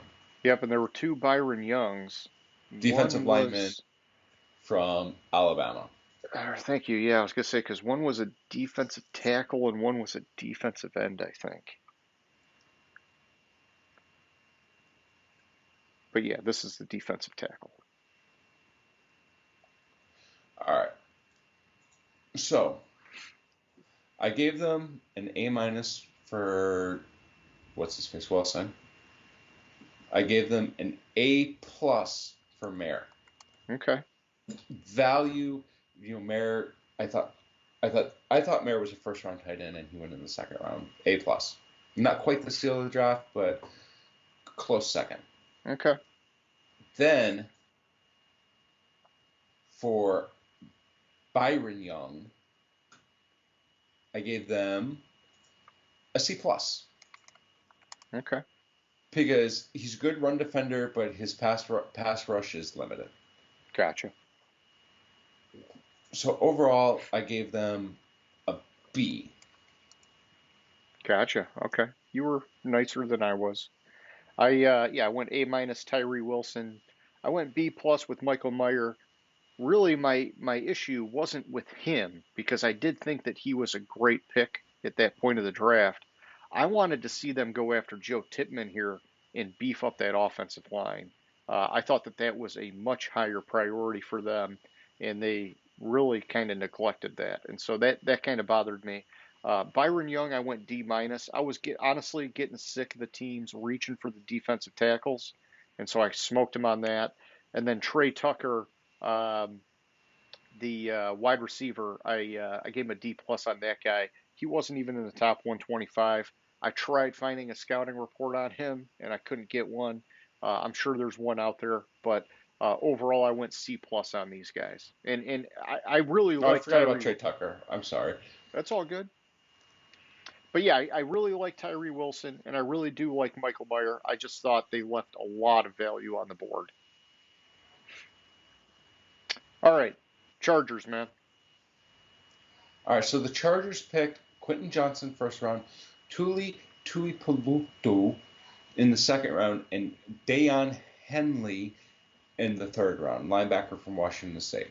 Yes. So I gave them a C plus for uh, Quentin Johnson. Quentin Johnson. I was confused about that pick. Cool.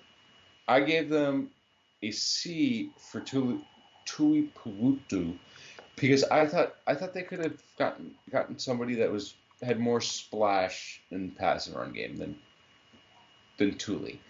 I just didn't like that.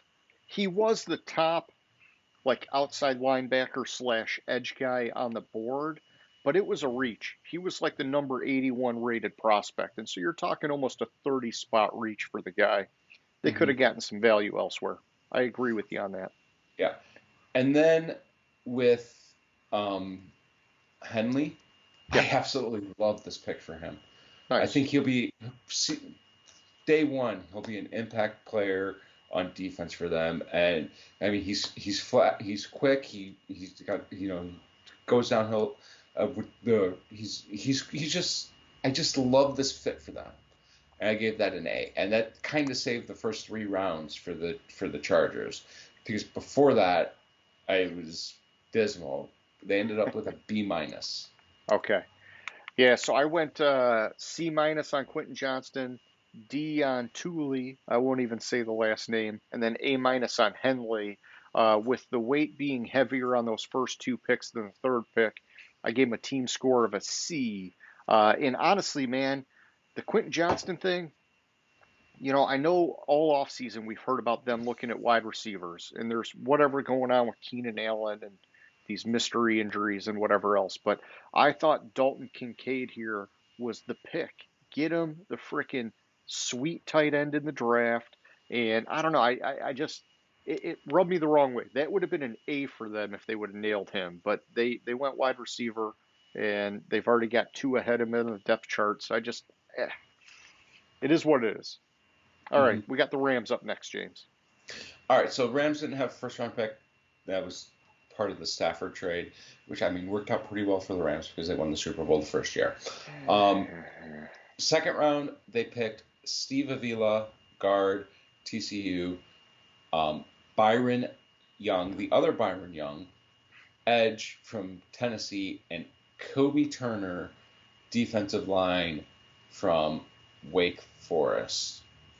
So let's talk about the second round pick of Steve. I like that pick for them.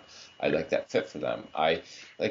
They're basically, I think Silly Putty has more stopping ability than the Rams offensive line did. So Avila is going to step in. I mean, it's a clear need. Yeah, He probably was he was top of the top players available there. So I I'm not gonna be too hard on them for that. So I sure. gave them, but I did give them an A minus because on that pick. Yeah, I mean, Just Torrance was still there. exactly, Yeah. exactly. So then Byron Young and Kobe Turner. Overall, I liked both of these picks. Okay. I thought I thought Byron Young was clearly the best Byron Young in the draft. I think Yeah. he'll instantly make an impact on that pass rush, which and pairing him with Aaron Donald there. I mean, that's their defensive line is coming back younger and better this year. Kobe Turner again, I love that pick. His will be the perfect complement alongside Aaron Donald. I mean, they needed more talent on the offensive line because Yeah. too many times a team can like quadruple team Aaron Donald and they don't get to the quarterback. Oh yeah, So and they've been losing players these last couple of years, which yeah, happens when you win a Super Bowl. yeah. So I gave them an A for that pick. Overall, I gave them an A minus. I didn't account for the Stafford trade in it. I didn't adjust up. Yeah, they won the Super Bowl, but what happened last year? So it's kind Oh, it of was so bad last year. But yeah, I get it. They got the ultimate prize. yeah. So yeah, if I factored that in, I probably would maybe give them a slight bump. So I gave them a team score of a B plus. Maybe I could go to an A minus if I really wanted to pull the Super Bowl into it. But I like the Avila pick. I gave him an A minus there. I just, another one I thought Osiris Torrance would have been a little better, 2 points higher rated. Byron Young, I gave him an A minus. I liked the guy out of Northwestern here, but he was in slide mode, and so I thought Byron Young was basically within the range and a good fit. Kobe Turner, this I gave a C minus here. He wasn't within the top 125. The problem was just the position group thinned out, and so like we've talked about over and over again tonight, teams were reaching for defensive tackles, and so yeah, he's probably gonna do more for him than what I'm like grading him for. It's just to me, I would not have been reaching for these defensive tackles like so many teams were. But either way, I gave him a B plus. I thought they did pretty darn good considering. And then we All right. have the Miami Dolphins, who didn't have a first round pick. That was the Bradley Chubb trade. They had second round Cam Oh, Smith. I thought this was part of the Tyreek Hill trade. So no, Okay. No, I'm glad you're clarifying that because I gave him a bump thinking this was part of the Tyreek Hill thing, but I might let have to me back that out wait. because yeah, I guess Kansas City only had one pick in the first round this year. Okay, So so the Dolphins got Denver's. I don't know. Denver got the Dolphins' first round pick. Okay, I'm confused now because my note says it was Bradley Chubb. So it it I would know they it would forfeited one. yeah it would, oh yeah, I forgot about that. Yeah. So okay, number 29. Yeah.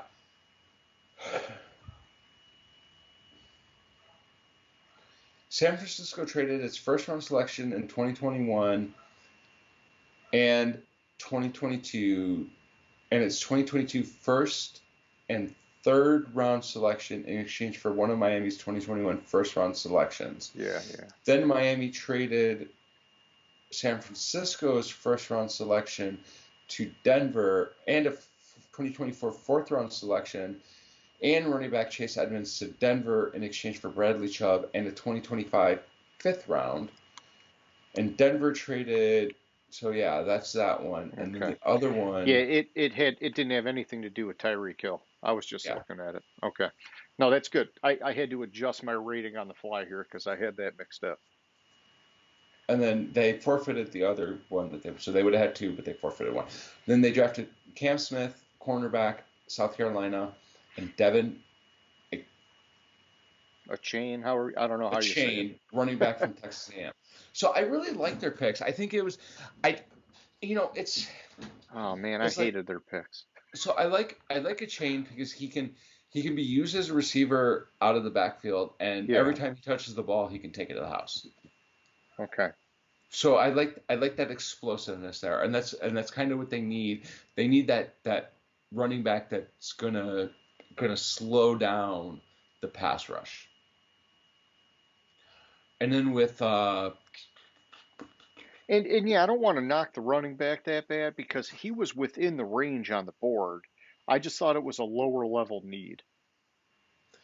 yeah, and then with Cam Smith, I think that will allow them to move Jalen Ramsey to the nickel corner, which is where he excelled in that year at and with the Rams. Okay. So I gave them because I liked them, but I didn't love them. I gave them straight B's across the board for their first and second round pick because I see a lot of upside with the picks. I don't think they hit on team needs, but Okay. and which gave them a B overall for the first round. I didn't factor anything in on our overall Yeah, for the the first three rounds. trades. For Yeah. the first round, I just got so confused with the trades that I just like I'm not even It gonna factor it it in. got out of control, man. It got out of control. Yeah, and so yeah, I didn't like the Cam Smith one. I gave him a D plus on that. I didn't have cornerback as a need for them at all.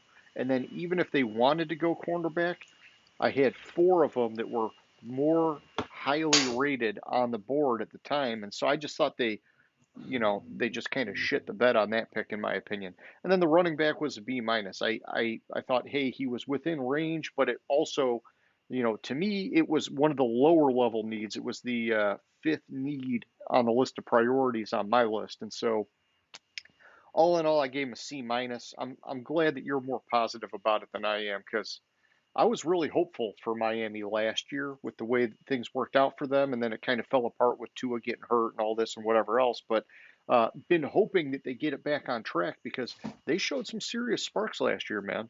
hmm All right, we got the Vikings Minnesota, next, man.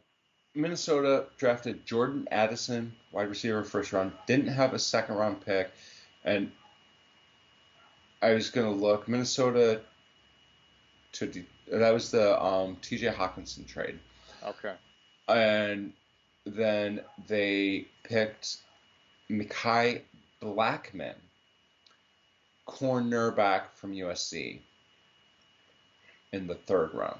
So yeah, I love the fit with Addison, and as we know, I gave him an A. I didn't put a grade on the second round. I didn't even factor in the T.J. Hawkinson trade into sure. it because, like I said, I at this point like I was like, oh my gosh, I can't keep up with figuring out all these trades. And were what they got, and then third round I gave them a C. Reason I didn't kill them is like you had Keely Ringo, Clark Phillips still on the board, Yeah, but I didn't completely kill them because I thought Blackman was more of a scheme fit in Flores' defense. okay, And that's why I gave them a C. Overall, they ended up with a B. gotcha. Yeah, I went C plus overall. The Addison pick, I know a lot of people liked it. I wasn't as big of a fan. I went B minus. I thought that was a prime spot for Joey Porter Jr. Cornerback was their top need on my list. I thought going for a wide receiver two, it could have waited, but I get it. They're wanting to win with offense. I just wanted to see it more balanced. And then with hmm Mekhi Blackman, I went with a C. He wasn't in the top 125, and so I just wasn't a huge fan of the pick. But I gave him a C plus overall. All right. So then we're with New England. And the Patriots drafted Christian Gonzalez, first round, Keon White, second round. Marte Mapu, third round. What to say about Keon White? I like that pick. I don't Yeah. like it. I don't like it 100% because I thought there was possibly a better pick they could have made there. So I gave them an A for Gonzalez. I gave them a B for Keon White. Okay. I thought there was better availability there. I'm trying to glancing. Yeah, but he wins with power, but he's not. He doesn't. He doesn't. He doesn't have much finesse, and so if it power generally doesn't translate that well to from college to the pros. There's a big learning curve. Now this is probably going to be a surprise for you. Okay. Their third round grade. This is my favorite pick of the third round. All right. All right. Yeah. Tell My me about it, man. absolute favorite pick of the third round.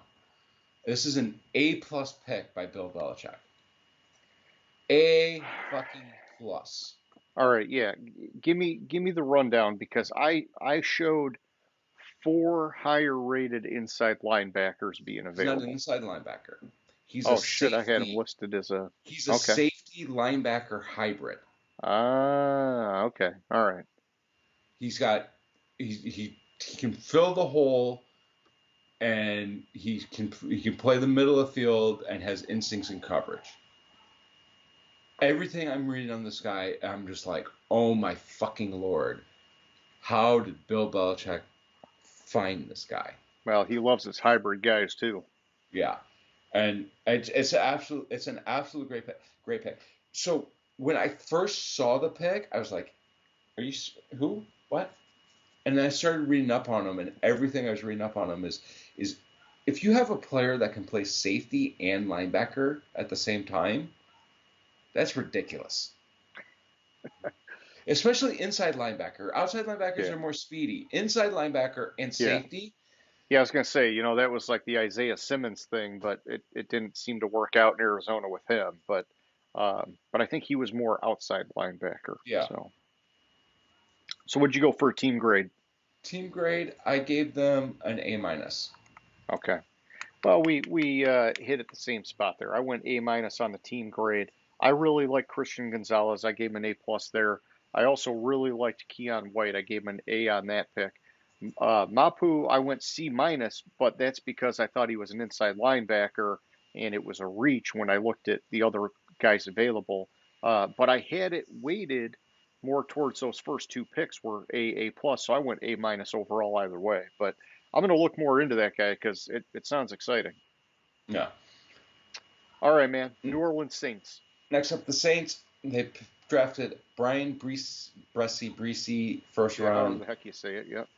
Isaiah Foskey, second round, and Kendre Miller, third round. Yep. Okay.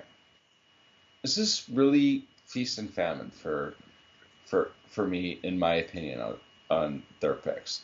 So, as we know, I gave them a C plus for Breesy.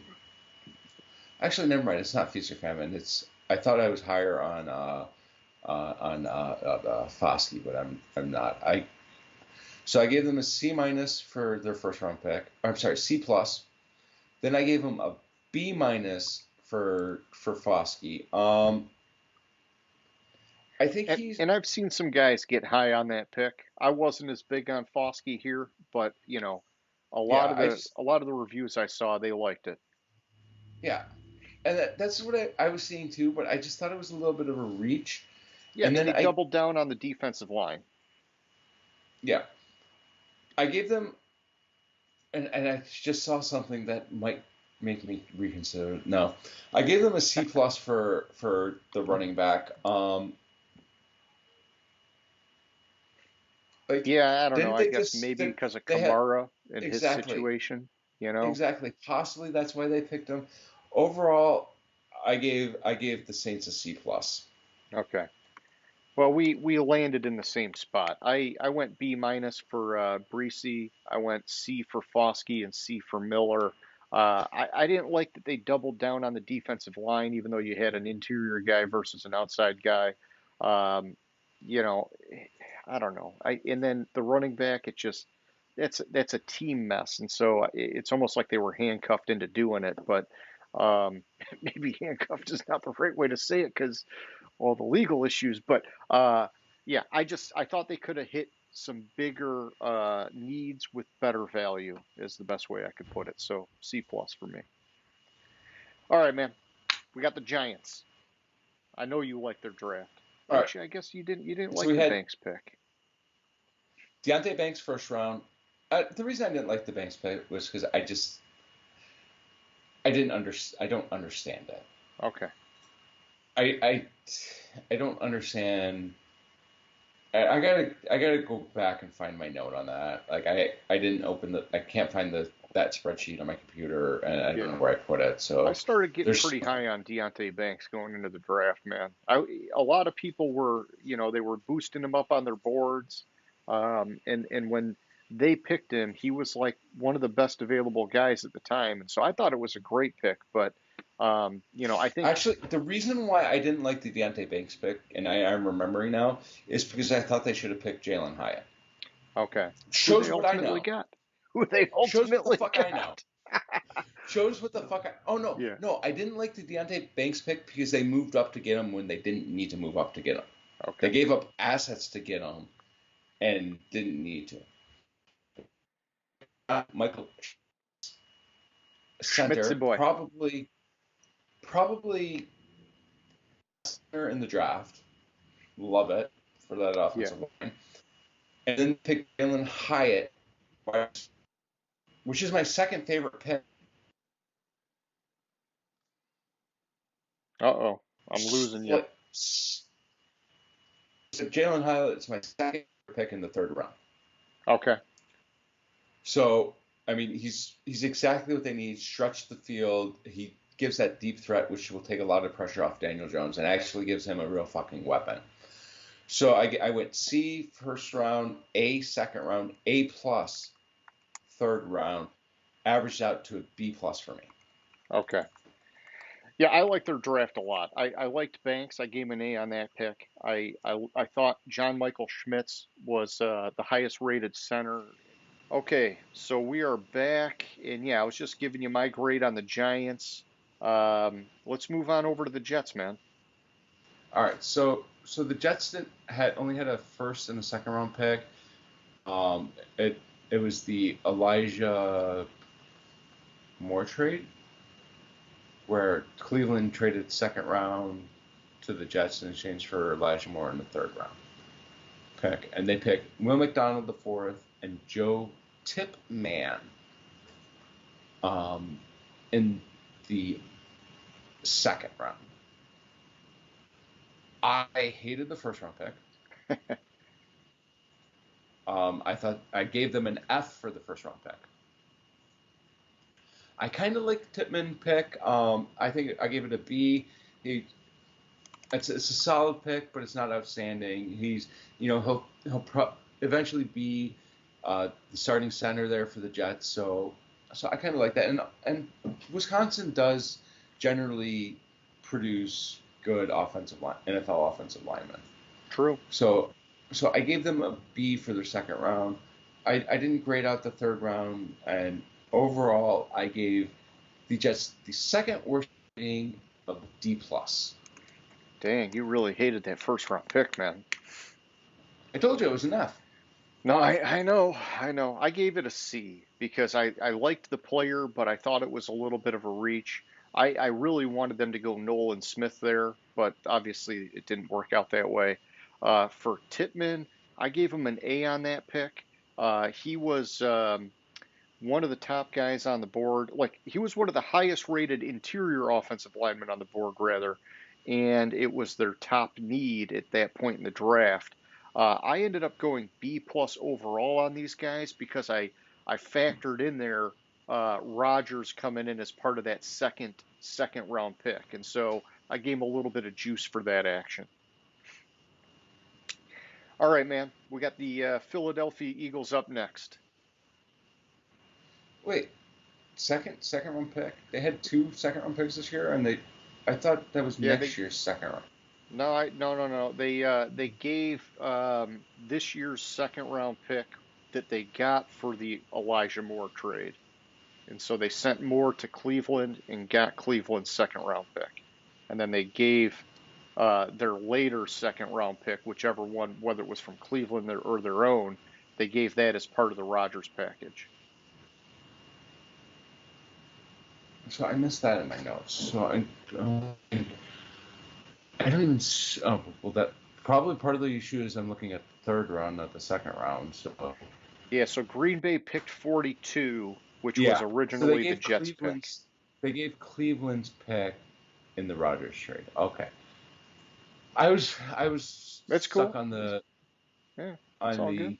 the third round, and I was looking forward. I was like, wait a minute, why No, can't I I know. find Hey, it? we talked about it, man. There were there were so many trades this year. It's hard to connect all those dots, man. All right, we got the Eagles.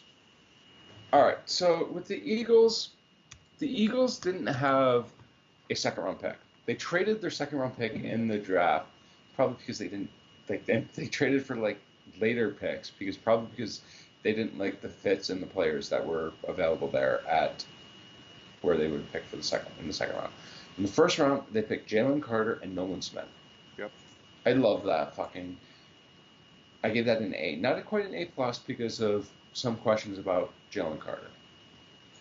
In the third round, they picked Tyler Steen, offensive lineman from Alabama, number 65 overall. Huh? Why?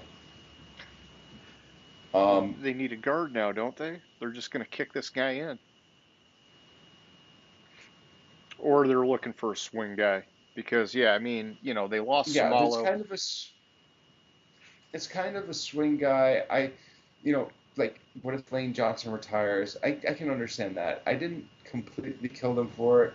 It Yeah, just didn't 100% make sense to me here. I sure. gave him a C plus overall because of what I think I'm seeing with the reason why they traded out of the second round is because they didn't have anybody graded there that was a value pick for them. So they got some later picks, more bodies that they can throw into that offense. I gave them a B plus. Okay, and they did have Sidney Brown there in the third round, um, which I like that pick too. I gave him an A minus for Sidney Brown. I went B for Why do I keep? Steen. Why do I keep sick? Why did I miss that one too? Oh, because Oh, it was back to back. I gotcha. Yeah, and then I like the first round. Obviously, I went A plus and A on Carter and Nolan Smith, but I gave him an A overall. I thought that they did a great job in this draft, and so even though Steen was a B, they still had three A's and definitely heavily weighted towards that first round. So to me, it was well worth an A overall. Then we have the Pittsburgh Steelers. Yes. Oh, let's talk about the Steelers. They picked Broderick Jones, offensive lineman. Thank you. They picked Joey Porter Jr. I thought he was a first round pick. He went in the second round. Well, technically, he went in the second round. Um, Cornerback to Penn State. They picked Keanu Benton, defensive lineman from Wisconsin, and Darnell Washington. Finally, somebody picks Washington Yes. in the third round. I actually liked the Steelers draft. I gave them an A minus for just nitpicking with Broderick Jones a little bit. I I thought maybe there was like a tackle that was better, but it's kind of like yeah, Pick your you know poison. pick your poison there. I gave them an A minus for the second round. The reason I liked Joey Porter. Yes, they did trade up to get him. They didn't give up much in that trade, if I remember correctly. Uh, oh, that was the Chase Claypool trade. They didn't give up anything in that trade. Claypool wasn't anything, so actually that I forgot that was the Claypool trade. I'll still leave it. I gave A minus in the second round, A for the third round. I like the fit. Like yeah, Yeah. Fryermuth's there, but I mean Washington. that's close to the second or third steal of the draft.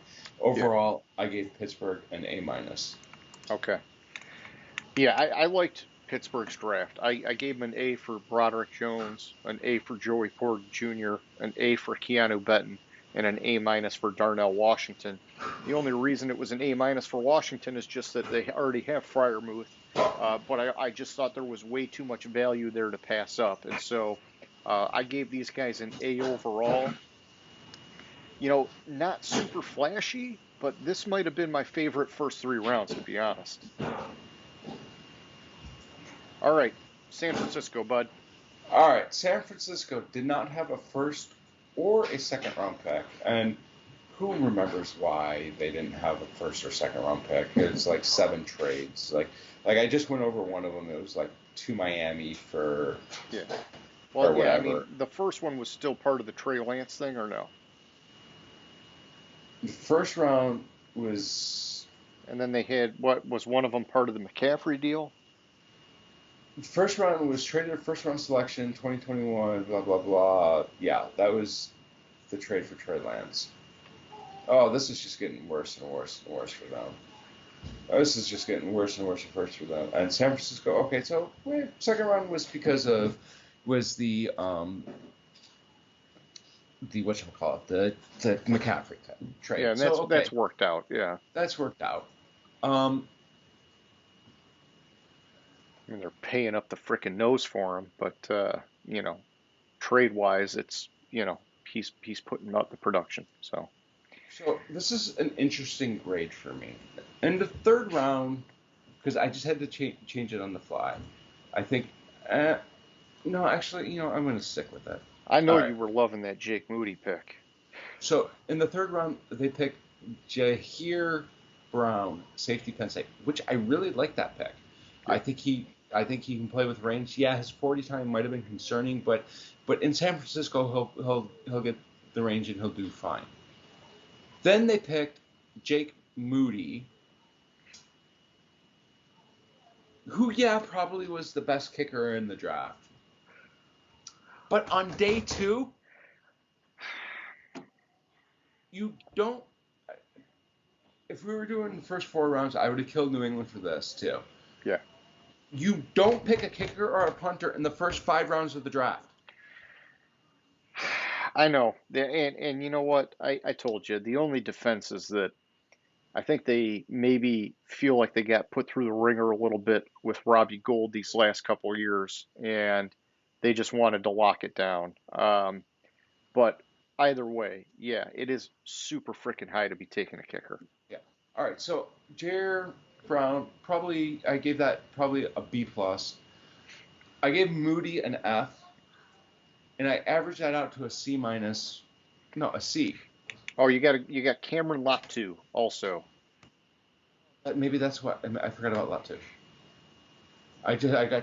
Who was not a top 125 prospect, but they're needing some extra tight end help, I'm thinking. So, They do. just to add some depth behind Kittle. Depth. Third round depth. So that's why I gave them a C minus for the third round, because I was like, I averaged that average, Which is overall for them, right? It is overall for them. I almost want to drop it to a D plus because of the Trey Lance trade, but the Christian McCaffrey trade makes up for it.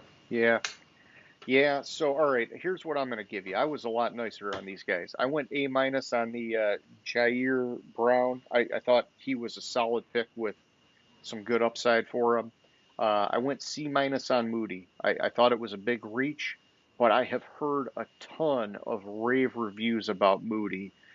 Basically being like one of the next like can't miss kind of kickers. And of course, I say that he's going to totally screw himself, but and you know me, I'm not a Michigan fan. I'm obviously a state guy, but when you hear crap like that about a kicker, it's like, okay, maybe he'll come out and be like the next Guskowski or whatever. Who knows? And then Latu, I went D plus. I just didn't like that pick at all. You know, I'm going to say this: the best kicker in NFL history was an undrafted free agent. I'm not arguing with you. I'm just trying to play devil's advocate, James. Uh, but yeah, trying to factor in all the trades and everything, it was tough because Trey Lance was mixed in, McCaffrey was mixed in, which I think I really boosted him because of the McCaffrey thing. But I went B minus overall, and you know, keep in mind, McCaffrey and Brown brought that grade up quite a bit, in my opinion. Lance and everything else brought it down. I just had to figure out where to land, and I thought, I give it a B minus. You know, maybe it's a little worse, maybe I don't know. So that's what I settled on.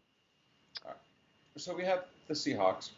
They picked Witherspoon and Smith and Jigba, who I love those picks for them in the first round, and I'd given them an A because, and also one of those in Jigba, I think it was the Njigba pick. No, the Devin Witherspoon pick was the compensation for Russell. Yep. In the second round, they picked Derek Hall, edge guy from Auburn, and Charbonnet, running back from UCLA. While I like Charbonnet, I don't think that was a good pick for Seattle. Yeah.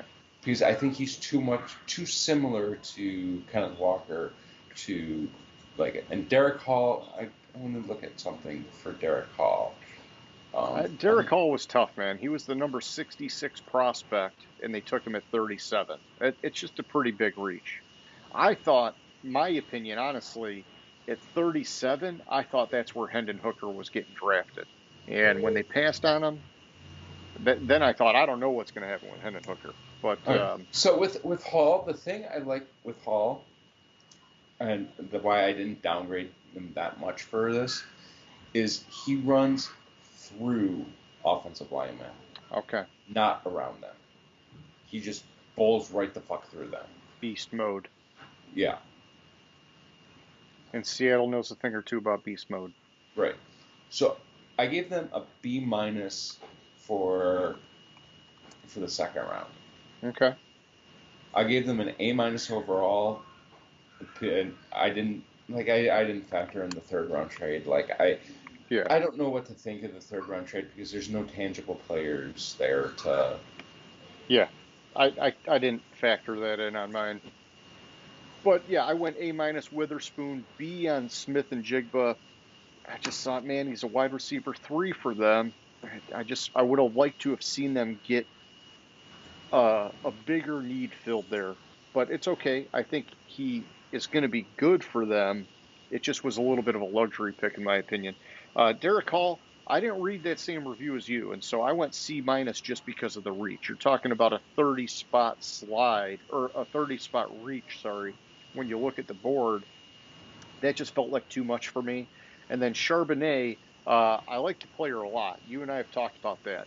I don't like the fit, and so I went C plus here because, once again, I felt like they could have filled a bigger need. This is one where I was looking at that defensive end out of Northwestern again. I thought he would have fit in great in Seattle, but hey, it is what it is. So I went B plus overall. All right, then we're moving on to the Tampa Bay Buccaneers, who I love the Kalijah Cansey pick and gave that an A plus in the first round. They picked Cody Mauch in the second round, Yaya Diaby in the third round. Now, we haven't done this yet, but I just like some of these names of these players that they drafted. So after Yaya Diaby, they picked Sir Vosia Dennis, Payne Durham. Anyways. You think they were picking off of names? I was just noticing that. And so anyways, I gave them an A plus for the first round. For Cody Mauch, I thought Mauch was I thought he was a little bit of a reach here, but it fills the hole from losing Shaq Mason, so I gave them a B. Okay. And then for Yaya Diaby, I think I just gave him a B because I was confused. I love the name. Give me a second. Let me look back at it. Yeah. I have to look back at it because I don't remember what I why I gave them a B. It might have just been the name.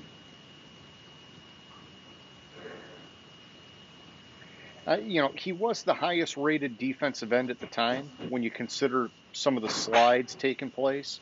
I just, Oh, I just thought, it wasn't a need for them, and they already got in Cansey to fill one of those defensive line spots, and so I don't know.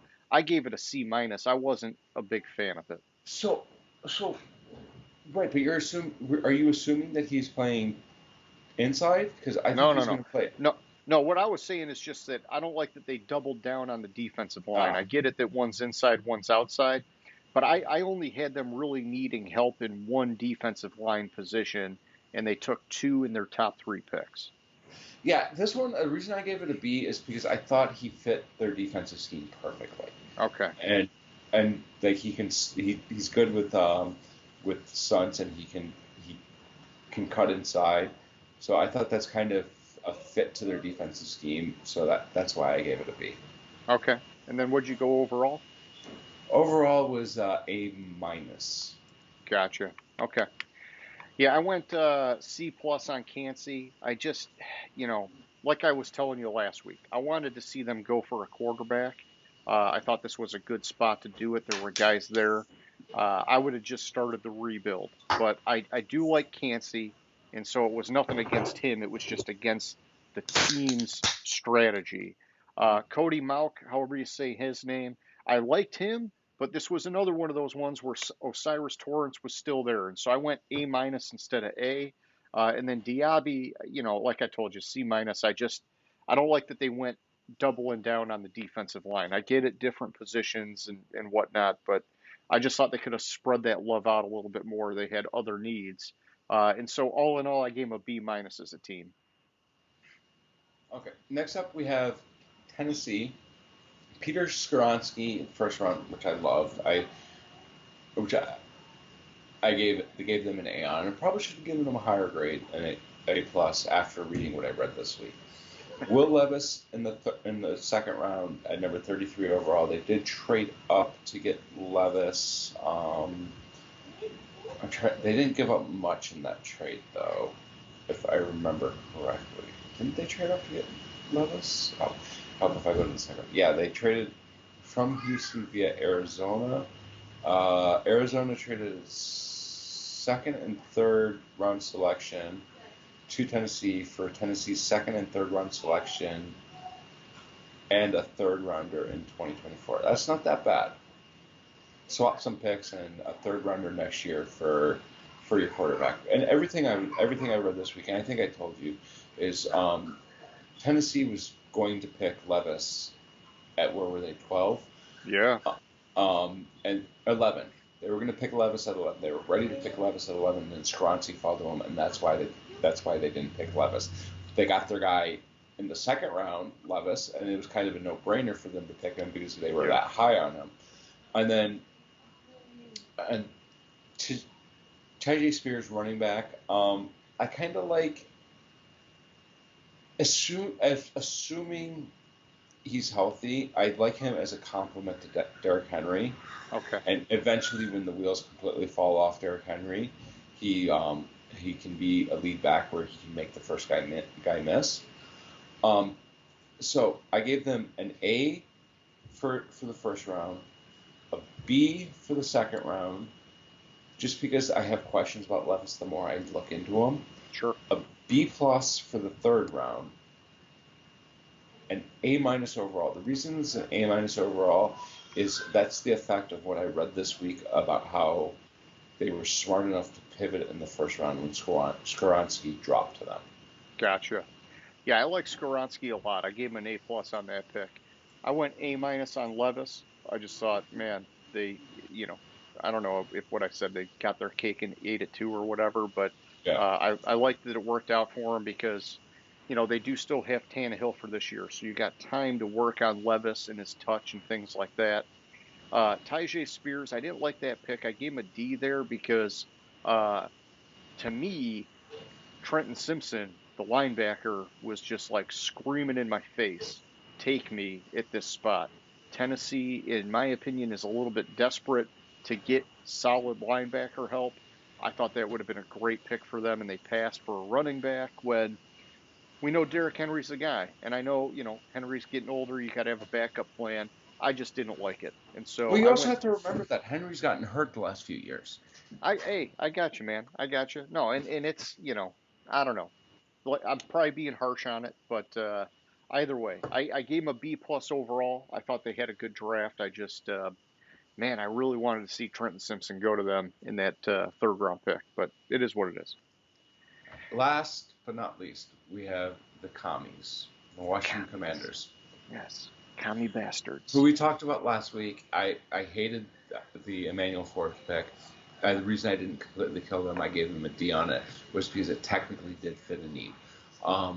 Second round, they picked Jartavius Martin, safety from Illinois, and third round was Ricky Stromberg, interior offensive lineman from Arkansas.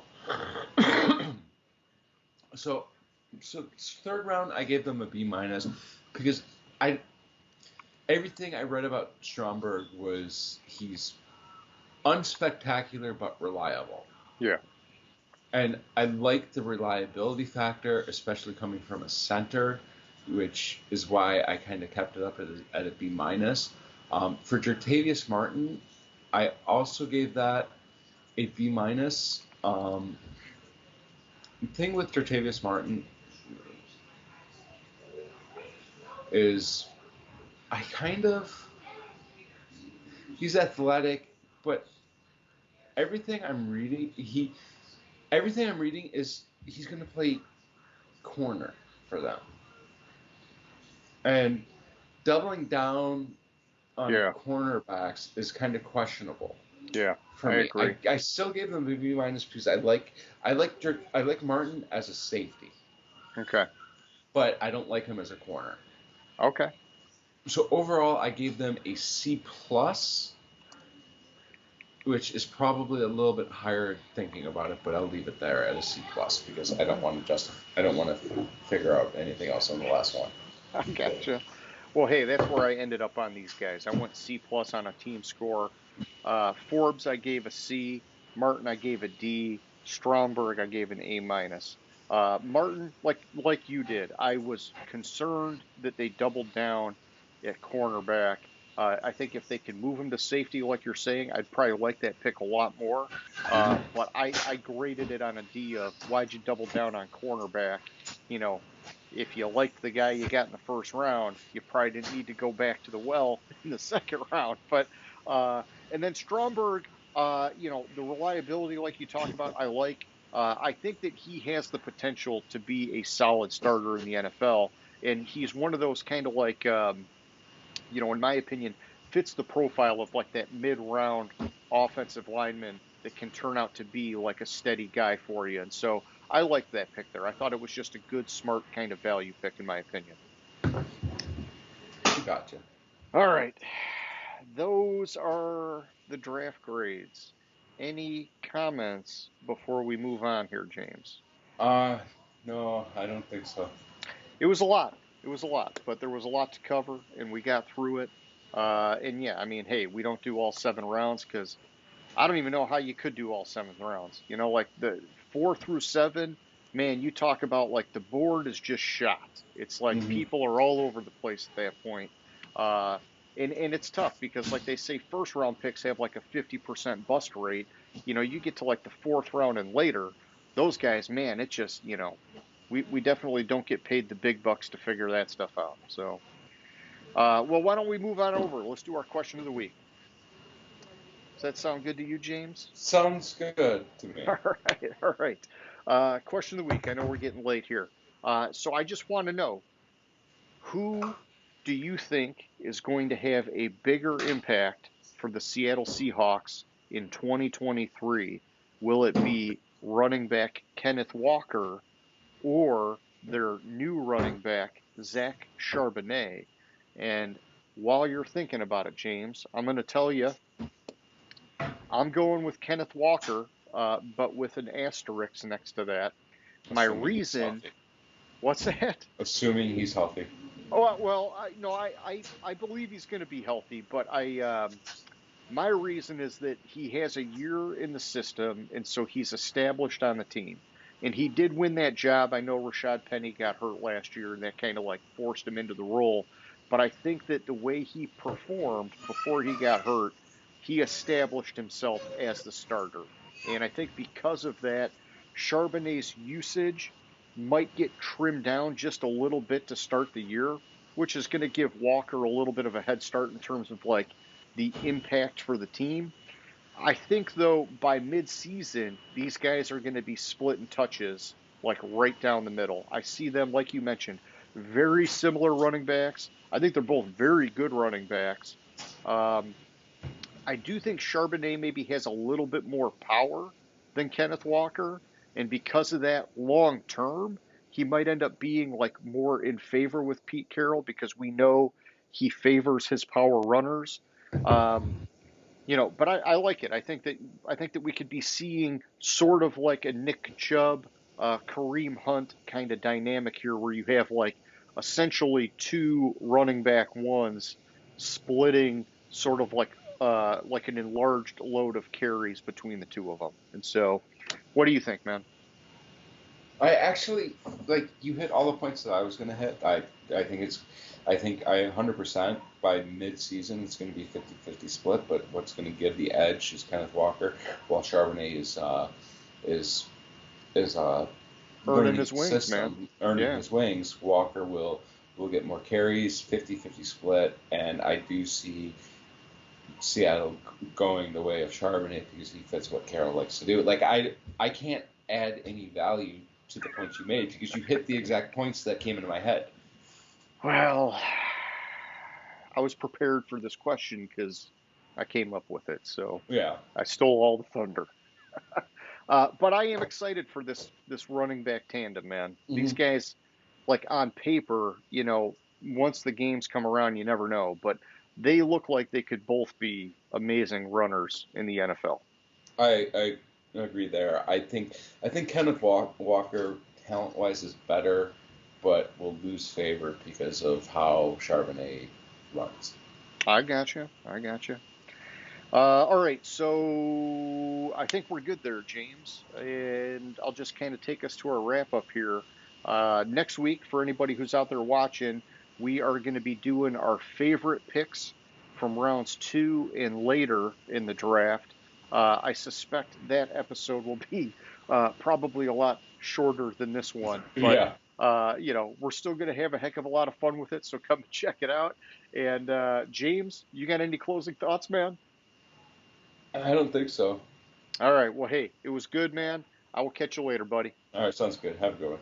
See ya. Gridiron Grinder. Hut hut hike.